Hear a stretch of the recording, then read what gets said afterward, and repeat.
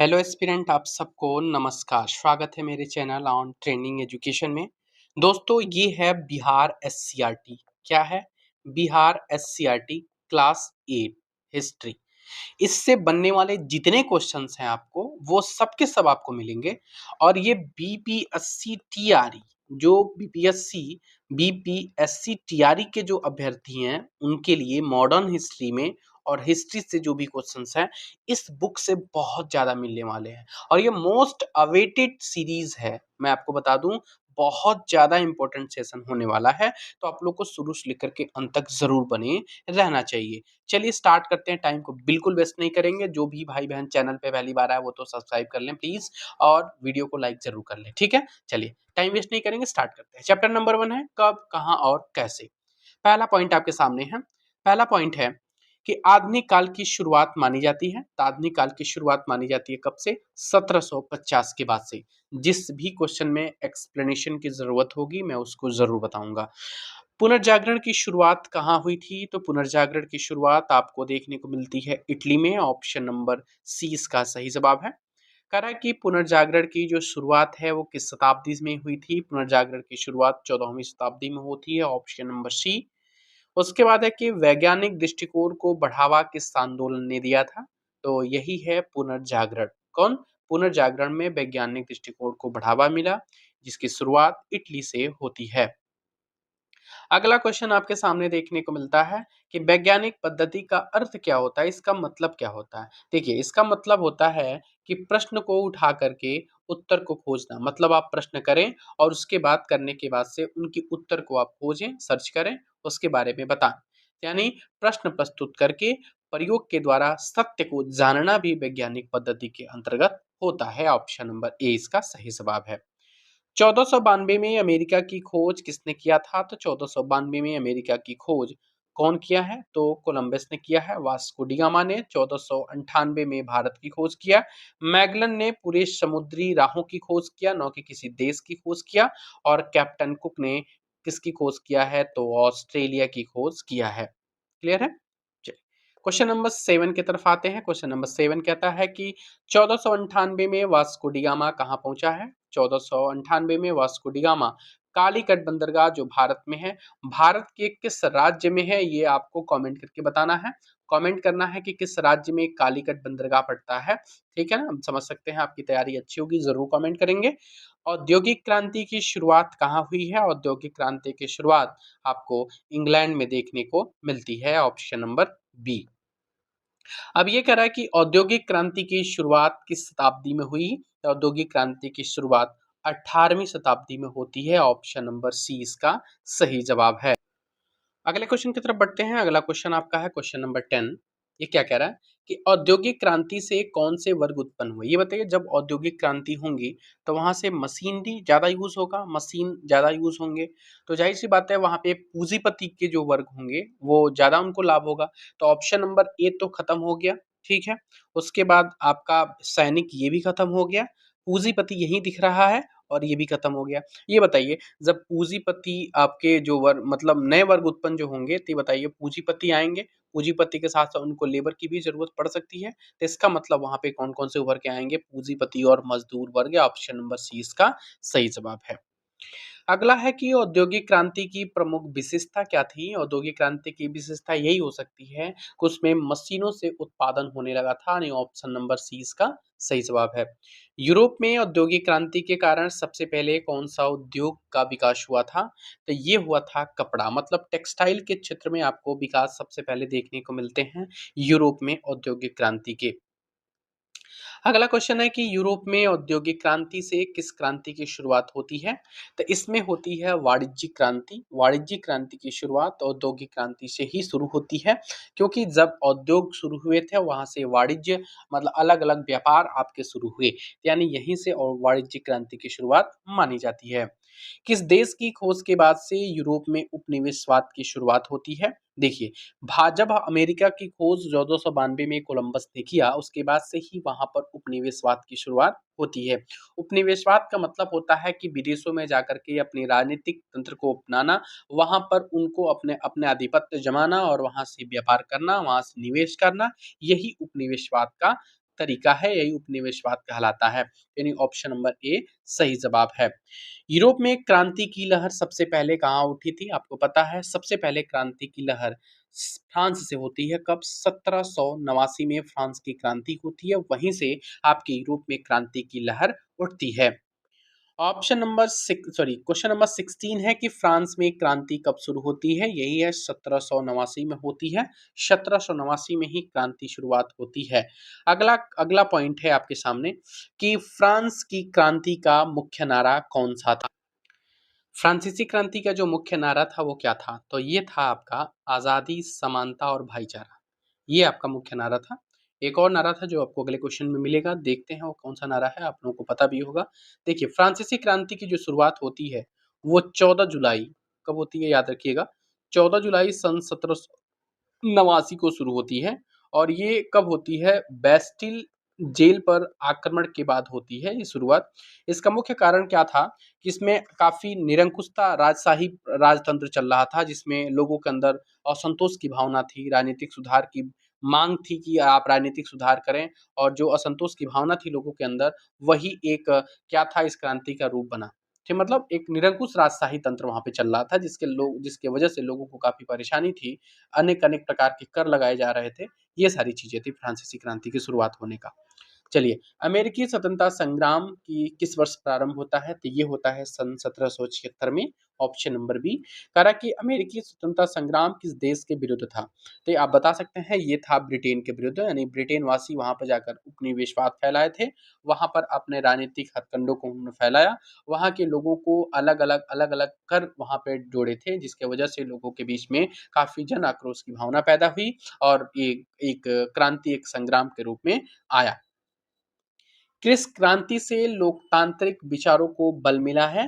तो यही है अमेरिकी क्रांति। यानी अमेरिकी क्रांति से ही लोकतांत्रिक विचारों को बल मिला था। आधुनिक काल में भारत पर सबसे अधिक प्रभाव किसका पड़ा है? तो आधुनिक काल में सबसे अधिक प्रभाव आप देख सकते हैं ब्रिटेन मतलब कि इंग्लैंड का ही पड़ा है। Option number B. पुर्तगाली इन सब का उतना कुछ नहीं था। ये लोग व्यापार मुद्दे से आए, व्यापार किए, क्योंकि किसी का भी भारत में आने का रीज़न एक ही था कि वो आएँगे, व्यापार करेंगे, लाभ कमाएँगे, वापस जाएँगे। लेकिन जो इंग्लैंड के लोग आए, उन्होंने यहाँ के लोगों की मन की बातों को पढ़ा, यहाँ के बिहेवियर को जाना। व्यापार तो ट्रेडिंग तो उन्होंने किया है, लेकिन उनको एक अलग से यहाँ का दृष्टिकोण समझ में आया कि लोग किस प्रकार से हैं। तो व्यापार के साथ-साथ यहाँ पे उन्होंने राजनीतिक दृष्टिकोण भी देखने को मिला और इस प्रकार से हमारे देश पर उनका काफ़ी अत्यधिक प्रभाव पड़ा। अगला क्वेश्चन है 22 नंबर की तरफ कि यूरोप की खोज यात्राओं का सबसे बड़ा उद्देश्य क्या था? देखिए, यूरोप की खोज यात्राओं का सबसे बड़ा उद्देश्य क्या था कि व्यापार का विस्तार करना। क्या था? व्यापार का विस्तार करना। Option number C. कह रहा है कि कोलंबस कोलंबस ने अमेरिका की खोज किस वर्ष की थी? कोलंबस ने अमेरिका की खोज 1492 में किया था। Option number A. कह रहा है कि वास्को डी गामा भारत में किस बंदरगाह पर पहुंचा था? ये कालीकट बंदरगाह पर पहुंचा था। ऑप्शन नंबर सी इसका सही जवाब है। अमेरिका की खोज के बाद यूरोप में किस चीज़ का प्रसार होता है? तो अमेरिका में खोज जब हो जाती है तो वहाँ से वहाँ पर उपनिवेशवाद फैलता है, उपनिवेशवाद की शुरुआत होती है। अब ये कह रहा है कि औद्योगिक क्रांति का सबसे बड़ा प्रभाव किस पर पड़ा? ये बताइए, औद्योगिक क्रांति में लाभ किसको मिला था? तो लाभ मिला था पूंजीपति वर्ग को, मिला था। पूंजीपति वर्ग को लाभ मिला था और उसके साथ-साथ काम किसको मिला था? तो मज़दूरों को भी मिला था। तो ये हमको आप बताइए, तो जब यहाँ पे औद्योगिक क्रांति में मशीनरी का यूज़ होने लगा, तो मस यानी काम कौन करने लगा? अब ये बताइए, जहाँ पर 10 लेबर काम करते थे, वहाँ पे अब केवल 2 लेबर काम करने लगे। अब ये 2 लेबर 8 लेबर की काम खत्म हो गया ना, इसका मतलब किस पे काम सबसे ज़्यादा असर पड़ेगा? सबसे ज़्यादा असर पड़ेगा मज़दूर वर्ग पर। ऑप्शन नंबर सी इसका सही जवाब है। औद्योगिक क्रांति के फलस्वरूप परिणाम स्वरूप कौन से वर्ग मजबूत होते हैं? तो ये बताइए, सबसे ज़्यादा पूँजी लगाने वाले जो पूँजीपति वर्ग थे, उनको सबसे ज़्यादा लाभ होता है इसमें। औद्योगिक क्रांति को और किस नाम से जाना जाता है? देखिए, औद्योगिक क्रांति को ज्ञान क्रांति तो कह ही नहीं सकते हैं। ऑप्शन नंबर ए करेक्ट हो खत्म हो गया। ये कह रहा है कि क्रांति तकनीकी क्रांति और मशीनी क्रांति, और ये है संस्कृति क्रांति हो नहीं सकता। इन 2 ऑप्शन में बड़ा कन्फ्यूज़न है कि तकनीकी क्रांति होगा कि मशीनी क्रांति होगा। ये मैं आप लोगों को होमवर्क देता हूँ। खैर, इसका जो करेक्ट आंसर होगा मेरे ख्याल से बी और सी दोनों होने चाहिए, जो तकनीकी क्रांति और मशीनी क्रांति के भी नाम से जानते हैं। वैसे इसको हम हिंदी में उसको शायद गद्य क्रांति के भी नाम से जानते हैं, ऐसा ही कुछ मामला है। चलिए इसका ऑप्शन आप लोग कमेंट करके बताएँगे इसका क्या आंसर होना चाहिए, बी और सी होना चाहिए कि केवल सी होना चाहिए? मैक्सिमम पॉसिबिलिटी तकनीकी क्रांति से या मशीनी क्रांति से होना चाहिए, देखते हैं। चलिए, आपको भी बताइए, कुछ लोग थोड़ा-सा आप लोग भी ध्यान दीजिए। उपनिवेशवाद का अर्थ क्या होता है? देखिए, उपनिवेशवाद का अर्थ होता है कि विदेशी क्षेत्रों में राजनीतिक और आर्थिक अधिकार को जमाना। ये है ऑप्शन नंबर बी सही जवाब है। अब कह रहा है कि फ्रांसीसी क्रांति किस राजा के समय में हुई है? देखिए, फ्रांसीसी क्रांति जो हुई है वो लुई 16वें के काल में हुई है। 1789 में क्रांति शुरुआत होती है। लुई जो 16वां है, लुई 16वां, ये जो लुई 16वां है आपको देखने को मिलेगा। ये इसकी जो औरत थी, इसकी जो वाइफ थी, वो काफ़ी खर्चीली स्वभाव की थी, काफ़ी ऐशो-आराम लग्ज़री लाइफ़ जीती थी, जिसका बोझ वहाँ पे जनता के लोगों पर जनता पर पड़ता था। ठीक है ना? अगला क्वेश्चन है, तो इसमें लुई 16वां के बारे में समझ गए। इसकी वाइफ के ही चलते सब कुछ मामला खराब हुआ था। चलिए 31st नंबर की तरफ चलते हैं। 31st नंबर क्या कह रहा है कि अमेरिकी स्वतंत्रता की घोषणा कब हुई थी? तो अमेरिकी स्वतंत्रता की घोषणा जो हुई थी, वो 1776 में हुई थी। ऑप्शन नंबर सी इसका सही जवाब है। ठीक है? कोई भी फीमेल मेरी बातों को ऐसा मतलब गलत तरीके से नहीं लेगा। मैं मेरे कहने का मतलब कि उनकी जो वाइफ़ थी, वो काफ़ी लग्ज़री लाइफ़ जीती थी और जिसका बोझ वहाँ पे लोगों पर पड़ा, मतलब कि अराजकता फैला, राजा को अलग-अलग कर लगाने पड़े, जिसका बोझ वहाँ की जनता पर पड़ा और ये तो थोड़ा-सा दिक्कत तो हो ही सकता है कि जब कर पड़ेगा तो आंदोलन तो छिड़ेगा ही। अब अगला क्वेश्चन है कि अमेरिकी जो स्वतंत्रता संग्राम का मुख्य कारण क्या था? अमेरिकी स्वतंत्रता का मुख्य कारण देखिए वही है कि यहाँ पर भी लोगों पर विभिन्न प्रकार के कर आपके लगाए गए थे। वहाँ की जो जनमानस थी वो काफ़ी परेशान थी और यही होकर के अमेरिकी स्वतंत्रता संग्राम का एक रुख पकड़ा, जो करों के बोझ का एक मुख्य कारण था इसका। राष्ट्रवाद की भावना को सबसे अधिक बल किस क्रांति से मिला है? तो राष्ट्रवाद, ध्यान दीजिएगा, राष्ट्रवाद की भावना की शुरुआत सबसे ज़्यादा वो मिलता है फ्रांसीसी क्रांति से। किस क्रांति से? फ्रांसीसी क्रांति से राष्ट्रवाद की भावना को 1 मिनट मैं कन्फर्म कर लूँ, ये राष्ट्रवाद कौन-सा होगा? ये अमेरिकी होगा या फ्रांसीसी होगा? बिल्कुल सही जवाब है, मैंने सही बताया कि फ्रांसीसी क्रांति से ही राष्ट्रवाद की भावना का क्रांति को इससे बल मिला है। अब अगला क्वेश्चन है कि औद्योगिक क्रांति के समय कपड़े बनाने का प्रमुख कच्चा माल कौन-सा था? कपड़े बनाने का सबसे कच्चा माल जो था वो कपास था। ठीक है, इम्पोर्टेंट पॉइंट है ये। किस क्रांति से लोकतंत्र की नींव मजबूत होती है? तो लोकतंत्र की जो नींव मजबूत होती है वो फ्रांसीसी क्रांति से होती है, ऑप्शन नंबर बी। क्रांति अधो कराएगी आधुनिक काल से के पहले के काल को क्या कहा जाता है? तो उसी को बोलते हैं प्राचीन और मध्यकाल, ऑप्शन नंबर ए सही जवाब है इसका। उसके बाद है क्वेश्चन नंबर 37 कि अगर यूरोप में राष्ट्रीय आंदोलन की शुरुआत किससे मानी जाती है? तो यूरोप में राष्ट्रीय आंदोलन की शुरुआत मानी जाती है किससे? औद्योगिक क्रांति से कि अमेरिकी क्रांति से? राष्ट्रीय आंदोलन की शुरुआत किससे मानी जाती है? तो फ्रांसीसी क्रांति से यूरोप में, ऑप्शन नंबर सी इसका सही जवाब है। कह रहा कि फ्रांसीसी क्रांति का नारा क्या था? फ्रांसीसी जो क्रांति हुई थी उसमें इसी नारे के साथ से आपका पूरा आंदोलन छिड़ा था। ये था स्वतंत्रता, समानता और बंधुता, यही नारा दिया गया था। ऑप्शन नंबर ए सही जवाब है। आधुनिक काल को और किस नाम से जानते हैं? तो आधुनिक काल को, हाँ, ये थोड़ा-सा मैं बता रहा था, इसको ही हम गद्य काल के नाम से जानते हैं, आधुनिक काल को। इसमें कह रहा है कि किस नाम से जानते हैं? क्या परिवर्तन काल था, उपनिवेश काल था, वैज्ञानिक का युग था, नई सोच था? इसमें मोस्ट प्रोबेबल क्वेश्चन होगा, आंसर होगा वो वैज्ञानिक युग था, विज्ञान का युग स्टार्ट हुआ था आधुनिक काल को। ठीक है? सच्चिदानंद सिन्हा पुस्तकालय कहाँ है? तो सच्चिदानंद सिन्हा पुस्तकालय बिहार सीआरटी है, तो बिहार से संबंधित क्वेश्चन तो होने ही हैं। तो ये है आपका पटना में, ऑप्शन नंबर 2। भारत में कैमरे का प्रयोग कब हुआ था? भारत में कैमरे का प्रयोग 1850 के दौरान हुआ था, ऑप्शन नंबर 2 इसका सही जवाब है। कह रहा है कि किस मुगल बादशाह की फोटो उपलब्ध है? यानी इस कैमरे से सबसे अंतिम मुगल सम्राट जो थे वो थे बहादुर शाह जफर, जिसको बहादुर शाह द्वितीय का नाम से जानते हैं। इन्हीं की फोटो उपलब्ध है इस कैमरे में, जो 1850 के दौरान इनका शुरुआत हुआ था भारत में। हमें कह रहा है कि पंडित जवाहरलाल नेहरू ने बिहार का दौरा कहाँ की सभा से प्रारंभ किया? छपरा की सभा से प्रारंभ किया था। कब की बात है? ये बात है 31 मार्च 1930 की। कब की बात है? 31 मार्च 1930 में पंडित जवाहरलाल नेहरू ने बिहार का दौरा किया, जो छपरा स्टेशन पे गए। वहाँ पर एक डॉक्टर महमूद खान ने, महमूद जो थे वो अपने लगभग 10,000 अनुयायियों के साथ इनका स्वागत किया था। तो ऑप्शन नंबर 20 का सही जवाब हो जाएगा। अगला क्वेश्चन है कि पंडित जवाहरलाल नेहरू का बिहार का दौरा छपरा स्टेशन पर हुआ है और स्वागत किसने किया था इसका इनका सॉरी तो ये थे डॉक्टर महमूद। कौन थे? Doctor Mahmood. Option number third इसका सही जवाब है। बिहार भ्रमण के दौरान पंडित नेहरू ने किस किस जिलों में लोगों को नमक कानून तोड़ने के लिए प्रेरित किया था? तो ये गए थे सीतामढ़ी गए, मुजफ्फरपुर भी गए, हाजीपुर गए, सारण भी गए। इसका मतलब सभी के सभी जवाब इसमें क्या है? सही हैं। पंडित नेहरू ने बिहार भ्रमण के दौरान 3 अप्रैल 1930 को बिहार के किस जिले में चौकीदारों से अंग्रेजी सेवा छोड़ने का आग्रह किया था? तो वे सारण में, कहाँ पे? सारण में उन्होंने चौकीदारों से आग्रह किया और उसमें लगभग 11 चौकीदारों ने सेवानिवृत्ति मतलब अपना त्याग पत्र अंग्रेजों को दे दिया था। ऑप्शन नंबर 2 इसका सही जवाब है। 46 नंबर क्वेश्चन है कि नमक सत्याग्रह आंदोलन के दौरान बिहार के पटना में विद्रोह कब होता है? तो ये होता है आपका नमक सत्याग्रह आंदोलन के दौरान 20 अप्रैल को। कब की होती है? 20 अप्रैल को आपका 20 अप्रैल 1930 नहीं थी? 20 अप्रैल 1931 है? नहीं है, 20 अप्रैल होना चाहिए मेरे ख्याल से। नमक सत्याग्रह जो बिहार में पटना में हुआ था, हाँ 20 अप्रैल सॉरी माफी चाहता हूँ 18 अप्रैल 1930। ऑप्शन नंबर 2 इसका सही जवाब है 18 अप्रैल 1930 में। 20 अप्रैल 1930 को छपरा में विद्रोह के दौरान नमक कानून बनाने के लिए गांव में कौन कहे गए? तो वो कहे गए थे डॉक्टर राजेंद्र प्रसाद। ये डेट याद रखिए। 20 अप्रैल 1930 छपरा में विद्रोह होने के साथ जो गांव में नमक कानून बनाने के लिए डॉक्टर राजेंद्र बाबू ने कहा गए थे। म्यांमार और श्रीलंका कब तक अंग्रेजों के एशियाई साम्राज्य के अंग रहे? तो ये आपको पता होना चाहिए, लगभग 1937 तक। कब की बात है? 1937 तक ये दोनों के दोनों एशियाई साम्राज्य के अंग थे।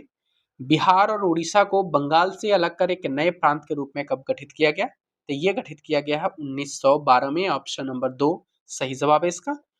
उड़ीसा को बिहार से कब अलग किया गया है? तो उड़ीसा को बिहार से 1936 होना चाहिए। बिहार को 1936 में अलग किया गया है। ऑप्शन नंबर 2 इसका सही जवाब है। अगला क्वेश्चन है कि बिहार से दक्षिणी पठार क्षेत्र से अलग कर झारखंड राज्य कब बना है? तो ये बना है 15 नवंबर सन 2000 को। ऑप्शन नंबर थर्ड इसका सही जवाब है। ऐसे के साथ चैप्टर नंबर 1 कंप्लीट होता है। अब जो आपका चैप्टर नंबर 2 शुरू होता है, यहाँ से आपके बहुत ही ज्यादा इंपॉर्टेंट क्वेश्चन बनने वाले हैं जो आपके डायरेक्ट एग्जाम में क्वेश्चन आते हैं और आए हुए हैं। आप लोग जाकर के मिला सकते हैं, देख सकते हैं। तो ये है चैप्टर नंबर 2, भारत में अंग्रेजी राज्य की स्थापना। यहां से शुरू करेंगे क्वेश्चन नंबर 1 से। चलिए स्टार्ट करते हैं। पहला क्वेश्चन आपके सामने, स्थल मार्ग से होने वाले व्यापार में किसकी महत्वपूर्ण भूमिका रही है, जहां से यूरोप से व्यापारी खरीद रहे हैं और उसको अपने देश में भेज रहे हैं? तो इसमें है आपके अरब अरब सौदागरों की काफी अहम भूमिका रही है इसमें। यानी स्थल मार्ग से होने पर व्यापार में अरब सौदागर की काफी महत्वपूर्ण भूमिका रही है। और यहीं से जो यूरोप से व्यापारी थे वो अपने माल को देश से बेचते थे और खरीदते थे, इसी मार्ग से होकर के जाते थे। अगले क्वेश्चन की तरफ बढ़ेंगे। हम कलर चेंज करते हैं। चलिए, यूरोपीय व्यापारी किससे भारत आना शुरू किए थे? मेडागास्कर से, लाल सागर से, पाकिस्तान से, इनमें से कोई नहीं। तो आना शुरू किए थे लाल सागर से। ऑप्शन नंबर 2 इसका सही जवाब है। देखिए मैं बहुत मेहनत से इस कंटेंट को बनाया हूँ। मैं खुद अकेला हूँ इस पे, कोई भी मेरा कोई टीम काम नहीं करती है। मैं अकेला पूरा एनालिसिस करता हूँ, पूरी इसको बनाता हूँ। तो प्लीज़ एक मेहनत के लिए मुझे ना आप लोग एक लाइक ज़रूर कर दें और वीडियो के नीचे जाकर के आपको हाइप देना है। जहाँ पे लाइक का ऑप्शन हो वहीं पे हाइप का ऑप्शन होगा, प्लीज़ ज़रूर दें। और अपने दोस्तों के बीच में एक शेयर, प्लीज़ एक शेयर ज़रूर करें। आप लोग विनती है कि मेरा भी एक सपोर्ट होगा और अगली वीडियो भी बहुत बेस्ट आएगी। आप लोग बिल्कुल वेट करें, मतलब निश्चिंत रहें, आएगा ज़रूर, 100% है। तो चलिए अगला अगला क्वेश्चन की तरफ बढ़ते हैं। अगला क्वेश्चन मेरे सामने है कि वास्को डी गामा भारत से गरम मसाले को लेकर गया तो उसको कितने गुना लाभ पर वहां पर ले जाकर के बेचा है? तो वो बेचा है लगभग 60 गुने लाभ पर। ऑप्शन नंबर 20 का सही जवाब है। इंग्लैंड के कुछ व्यापारियों ने लंदन में ईस्ट इंडिया कंपनी की स्थापना कब किया है? तो ये किया है 31 दिसंबर सन 1600। ऑप्शन नंबर 20 का सही जवाब है। देखें कौन सा ऑप्शन है? ऑप्शन नंबर बी, 31 दिसंबर सन 1600। याद रखिएगा डेट। ऑप्शन नंबर बी यानी ऑप्शन नंबर 2 बोल सकते हैं। एलिजाबेथ प्रथम ने कितने वर्षों के लिए कंपनी को पूर्व के देशों के साथ व्यापार करने का अधिकार दिया है? तो एलिजाबेथ प्रथम ने, आपको पता है कि वो 15 वर्षों के लिए पूरब के देशों के साथ उन्होंने व्यापार करने का अधिकार दिया था, ऑप्शन नंबर ए। शोरा क्या बनाने के काम आता था? तो शोरा क्या खिलौने की, बारूद की, कपड़े या बर्तन? ये शोरा बारूद बनाने के काम आता था, सफेद कलर का होता था ये। फ्रांसीसियों ने पूर्वी तट में कहां पर अपनी फैक्ट्रियों की स्थापना किया है? तो फ्रांसीसियों ने सबसे पहले कहां पर? तो फ्रांसीसियों ने चंद्रनगर, कहा? चंद्रनगर, जिसको हम बालासोर, चंद्रनगर बालासोर, यानी ऑप्शन नंबर ए इसका सही जवाब मिलता है, चंद्रनगर बालासोर। फ्रांसीसियों ने यहाँ पर पूर्वी तट में अपनी फैक्ट्रियां स्थापना किया था। ठीक है, अगला पॉइंट देखिएगा। अगला अगला क्वेश्चन है आपका कि फ्रांसीसियों ने पश्चिमी तट पर अपनी फैक्ट्री कहाँ स्थापित की? तो पश्चिमी तट पर उन्होंने माहे में, कहाँ पर? माहे में उन्होंने स्थापित किया। अब पूर्वी आपको पता है कि वो चंद्रनगर बालासोर में। फ्रांसीसियों का प्रधान जो कार्यालय था वो कहाँ था? फ्रांसीसियों का प्रधान कार्यालय कहाँ था? वो देखने को मिलेगा आपको कहाँ पर? पांडिचेरी। कहाँ पे? पांडिचेरी, ऑप्शन नंबर ए इसका सही जवाब है, जो दक्षिणी पूर्वी तट पर पड़ता है। आपका ऑप्शन नंबर ए पांडिचेरी। कह रहा है कि इंग्लैंड के ईस्ट इंडिया कंपनी और फ्रांसीसियों के बीच संघर्ष की शुरुआत कहाँ से हुई है? तो ईस्ट इंडिया कंपनी के जो शुरुआत हुई है वो कर्नाटक युद्ध से हुई है, और कर्नाटक युद्ध आपको पता है कि वो एक उत्तराधिकार को लेकर के युद्ध था ये, उसमें किसको मिलने चाहिए, इसमें फ्रांसीसी और आपके इंग्लिश ईस्ट इंडिया कंपनी सामने आई थी और आपस में लड़े भी थे, और इसमें कर्नाटक ये कौन सा युद्ध था? ये कर्नाटक युद्ध से नाम से जाना जाता है, ऑप्शन नंबर थर्ड। भारत में अंग्रेजों की पहली फैक्ट्री किस सम्राट के शासनकाल में स्थापित हुई है? तो ये शुरू हुई है भारत में सबसे पहले किसके शासनकाल में स्थापित हुई है? तो आपको बताना है अकबर होगा कि जहांगीर है कि शाहजहां की औरंगजेब है? ऑप्शन नंबर कौन सा सही होगा? इसका सही जवाब होगा जहांगीर। कौन सा आंसर होगा इसका? जहांगीर सही जवाब होगा।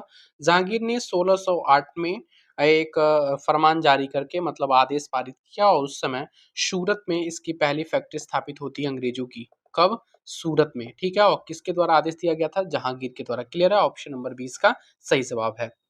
अगला पॉइंट है कि कर्नाटक युद्ध कुल कितनी बार लड़े गए थे? कर्नाटक युद्ध सबसे इंपॉर्टेंट है। कर्नाटक युद्ध कुल 3 बार लड़े गए थे। ठीक है, मैं यही पे बता दे रहा हूँ। जो पहला कर्नाटक युद्ध है वो 1746 से लेकर के 1748 तक ये हुआ था। ये एक्स-ला सापेल की संधि से आपका ये युद्ध समाप्त होता है। दूसरा है आपका 1749 से लेकर के 1754 तक होता है। ये इसमें स्थानीय समझौतों के द्वारा ये युद्ध समाप्त होता है।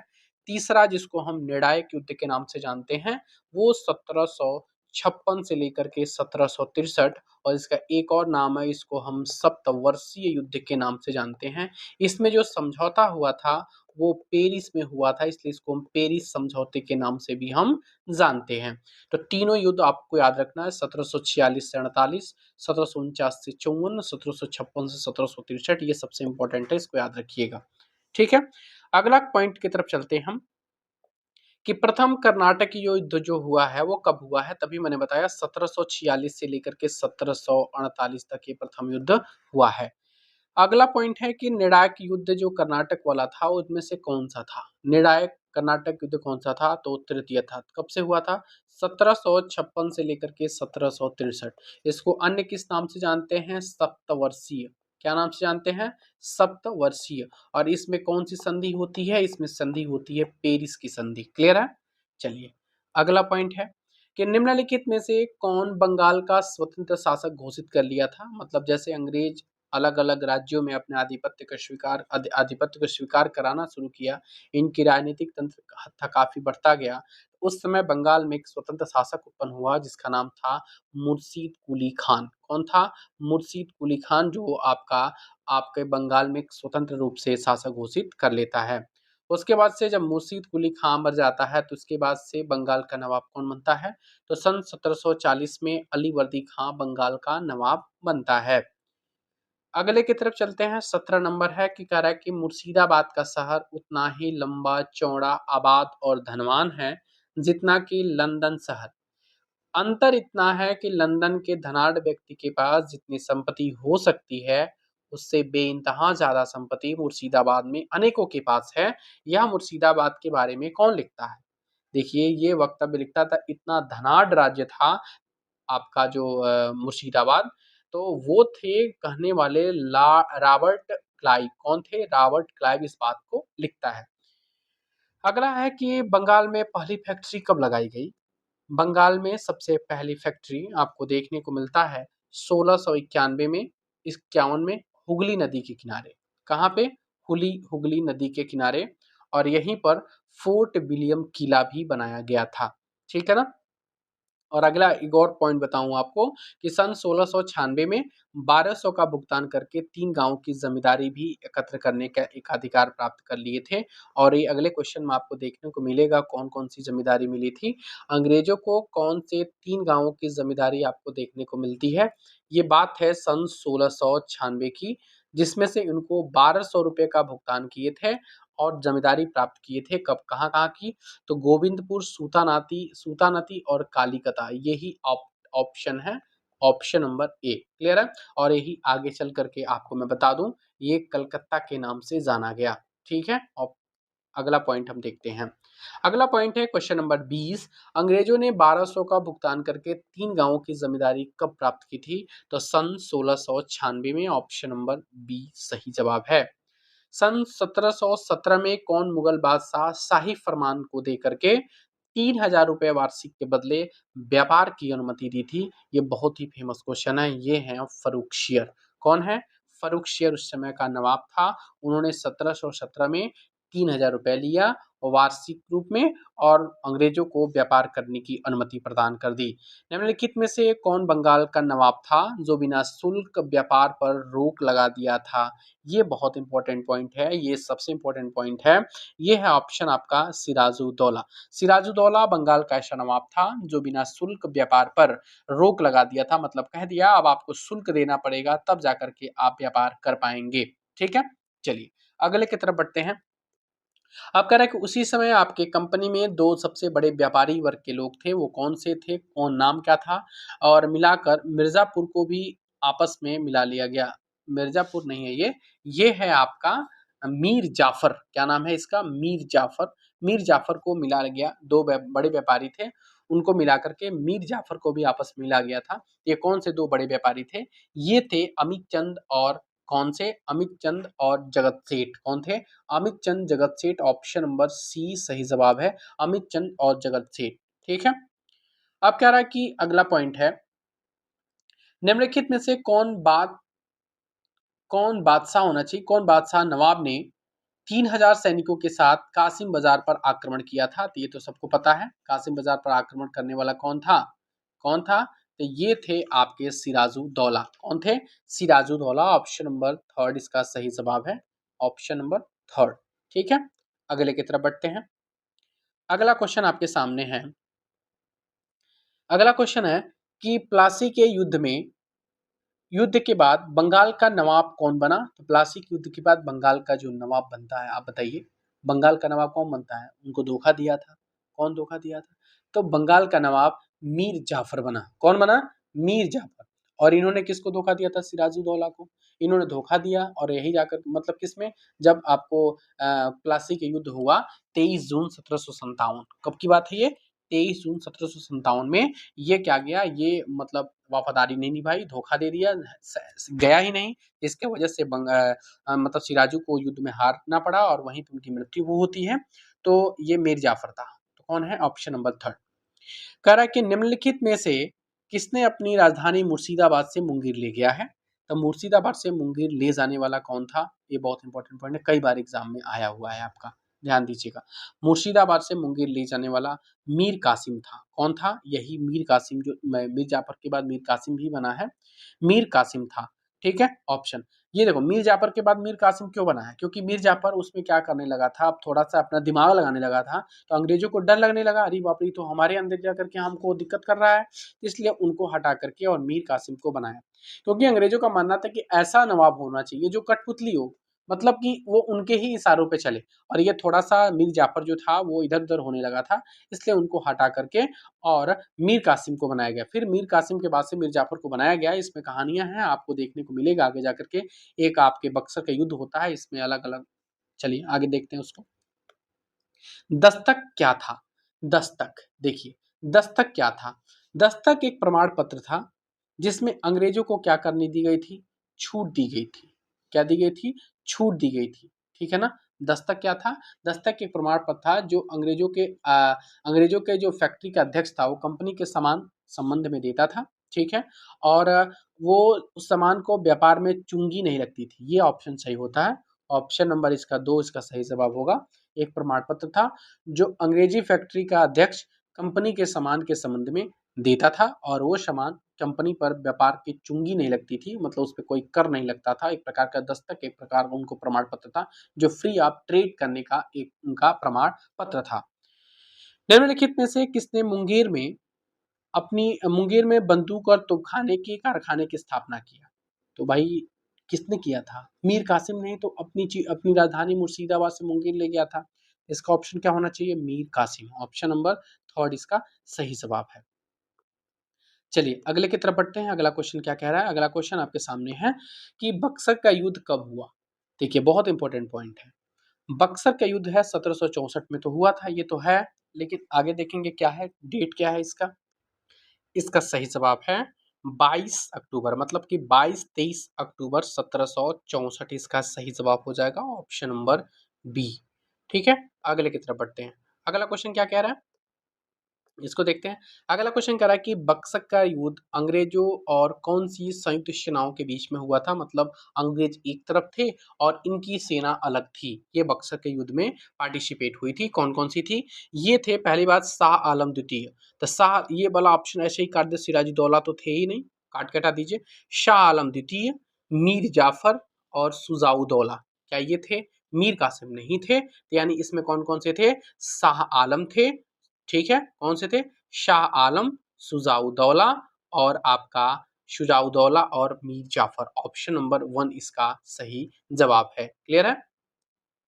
सॉरी, मीर कासिम था, मीर जाफर नहीं है। ऑप्शन नंबर 20 का सही जवाब है। शाह आलम द्वितीय, मीर कासिम और सुजाउद्दौला, ये ऑप्शन सही है। माफी चाहता हूँ। ये है ऑप्शन कौन सा? ऑप्शन नंबर आपका बी, यानी मीर कासिम था, मीर जाफर नहीं था, मीर कासिम था। Option number B.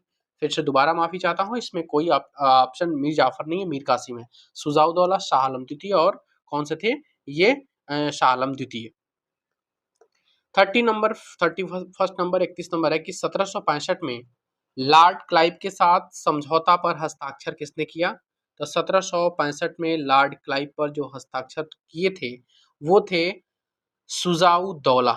कौन थे? या शाह आलम द्वितीय, इन दोनों ने मिलकर किया था। इन दोनों ने मिलकर किया था, इसलिए ऑप्शन नंबर थर्ड इसका सही जवाब है। अगला क्वेश्चन है कि ईस्ट इंडिया कंपनी ने बंगाल, बिहार और उड़ीसा की दीवानी कब प्राप्त की, कब मिली थी इनको? तो 1765 में। ऑप्शन नंबर थर्ड इसका सही जवाब है। शाह आलम द्वितीय को बक्सर के युद्ध में हार के बाद से 26 लाख रुपए देने पड़े थे। इसके बदले में उनको कौन सा क्षेत्र मिला? ये बहुत इंपॉर्टेंट है। शाह आलम द्वितीय को 2 क्षेत्र मिले थे, एक था आपका इलाहाबाद और दूसरा था कड़ा। ऑप्शन नंबर थर्ड इसका सही जवाब है। ठीक है, अब ये कह रहा है कि सुजाउद्दौला को कौन से मिले? तो सुजाउद्दौला को अवध वापस दे दिया गया है। ठीक है, और इसके बदले उनको कितने लाख रुपए देने पड़े थे? उनको 50 लाख रुपए देने पड़े थे। ऑप्शन नंबर 2 सही जवाब है। सहायक संधि स्वीकार करने वाला जो पहला शासक था वो कौन था? तो पहला शासक हैदराबाद का निजाम था। कौन था? हैदराबाद का निजाम। ठीक है, ऑप्शन नंबर 4 कह रहा है कि सहायक संधि है, ये सहायक संधि स्वीकार करने वाला जो दूसरा शासक है वो कौन है? तो हैदराबाद निजाम के बाद से अवध के नवाब थे। ऑप्शन नंबर 2 सही जवाब है इसका। मैसूर राज्य अपने में काफी समृद्ध और ताकतवर था। यह किस राज्य में पड़ता है? तो मैसूर कहाँ पड़ता है? तो मैसूर कर्नाटक में पड़ता है। ऑप्शन नंबर थर्ड इसका सही जवाब है। मैसूर राज्य पर कौन नवाबों ने शासन किया और उसके समय में मैसूर राज्य काफी फला और फूला, मतलब काफी ताकतवर हुआ था? तो इसमें कौन थे? तो यहाँ पर कौन थे? ये हैदर अली और टीपू सुल्तान, दोनों को दोनों ऑप्शन सही है, इसलिए ऑप्शन नंबर थर्ड सही है। हैदर अली और टीपू सुल्तान के समय में जो मैसूर राज्य था काफी फला और फूला था, काफी वर्चस्व इसका स्थापित हुआ था। 38 नंबर की तरफ आते हैं। 38 नंबर क्वेश्चन है कि निम्नलिखित में से किसने अपने राज्य में पड़ने वाले बंदरगाहों से चंदन की लकड़ी और काली मिर्च और इलायची के निर्यात पर रोक लगा दिया था? तो ये रोक लगाने वाला कौन था? टीपू सुल्तान था। ठीक है, टीपू सुल्तान। निम्नलिखित में से किसने फ्रांसीसियों से मदद ली थी? तो इन्होंने अपने सेना को काफी मॉडर्न बनाने के लिए टीपू ने फ्रांसीसियों से मदद ली थी। ऑप्शन नंबर 2 सही जवाब है इसका है। किस आंग्ल मैसूर युद्ध में टीपू सुल्तान मारा गया है? तो आपका कौन से आंग्ल मैसूर युद्ध में? चतुर्थ आंग्ल मैसूर युद्ध में, यानी चतुर्थ आंग्ल मैसूर युद्ध में आपका टीपू सुल्तान मारा जाता है, जो 1799 में होता है। अब मैं आपको एक एक करके बताता हूँ, प्रथम कब हुआ, द्वितीय कब हुआ, तृतीय कब हुआ। ठीक है, चलिए एक एक करके जानते हैं। जो पहला आंग्ल मैसूर युद्ध होता है वो होता है सन 1767 से लेकर के सन 1769 तक, 1767 से 1769 तक। इसमें क्या होता है कि हैदर अली को अंग्रेजों के विरुद्ध सफलता मिलती है, मतलब अंग्रेज हार जाते हैं और हैदर अली जीत जाता है। कौन? हैदर अली विजयी होता है। क्लियर है? दूसरे आंग्ल मैसूर युद्ध की तरफ बात करें तो दूसरा आंग्ल मैसूर युद्ध 1780 से लेकर के सन 1784 तक होता है, 1780 से लेकर 1784 में। ये काफी अत्यधिक इसमें खूनी लड़ाइयां लड़ी गई हैं। इसमें दोनों राज्यों के किस्मत में काफी उतार चढ़ाव हुए थे। ठीक है। तीसरे आंग्ल मैसूर युद्ध की बात करें हम तो ये 1790 से लेकर के 1792 तक, 1790 से लेकर के 1792 तक होता है। इसमें टीपू सुल्तान से अंग्रेजों के बीच में टीपू सुल्तान जो फ्रांस के सहयोगी रूप में थे और अंग्रेजों के बीच में होता है। और इसमें जो बात कर सकते हैं कि जो निकटवर्ती त्रावणकोर राज्य था उस पर आक्रमण किया था गया था। ये पूछता है कि जो त्रावणकोर था, सॉरी, त्रावणकोर, त्रावणकोर पर आक्रमण किया गया था किस आंग्ल मैसूर युद्ध में? थर्ड आंग्ल मैसूर युद्ध में। ये आपका टीपू आपका फ्रांसीसियों से हेल्प मिला था, इनको लड़ाई हुई थी। चतुर्थ आंग्ल मैसूर युद्ध की बात करें तो चतुर्थ आंग्ल मैसूर युद्ध 1798 से लेकर के 1799 के बीच में हुआ, ज्यादा लंबा नहीं चला। ठीक है। इसी में जाकर के टीपू सुल्तान की मृत्यु हो जाती है, मार दिया जाता है और मैसूर क्षेत्र को कंप्लीटली अंग्रेजों के कब्जे में आ जाती है। तो समझ में आया आपको चारों आंग्ल मैसूर युद्ध।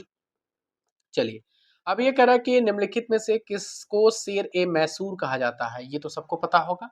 शेर ए मैसूर कहा जाता है टीपू सुल्तान को। और एक और बात बताऊं, जब टीपू सुल्तान की मृत्यु हो जाती है तो इनका जो कंप्लीट जो राज्य था वो वाडियार वंशों के हाथों में चला जाता है।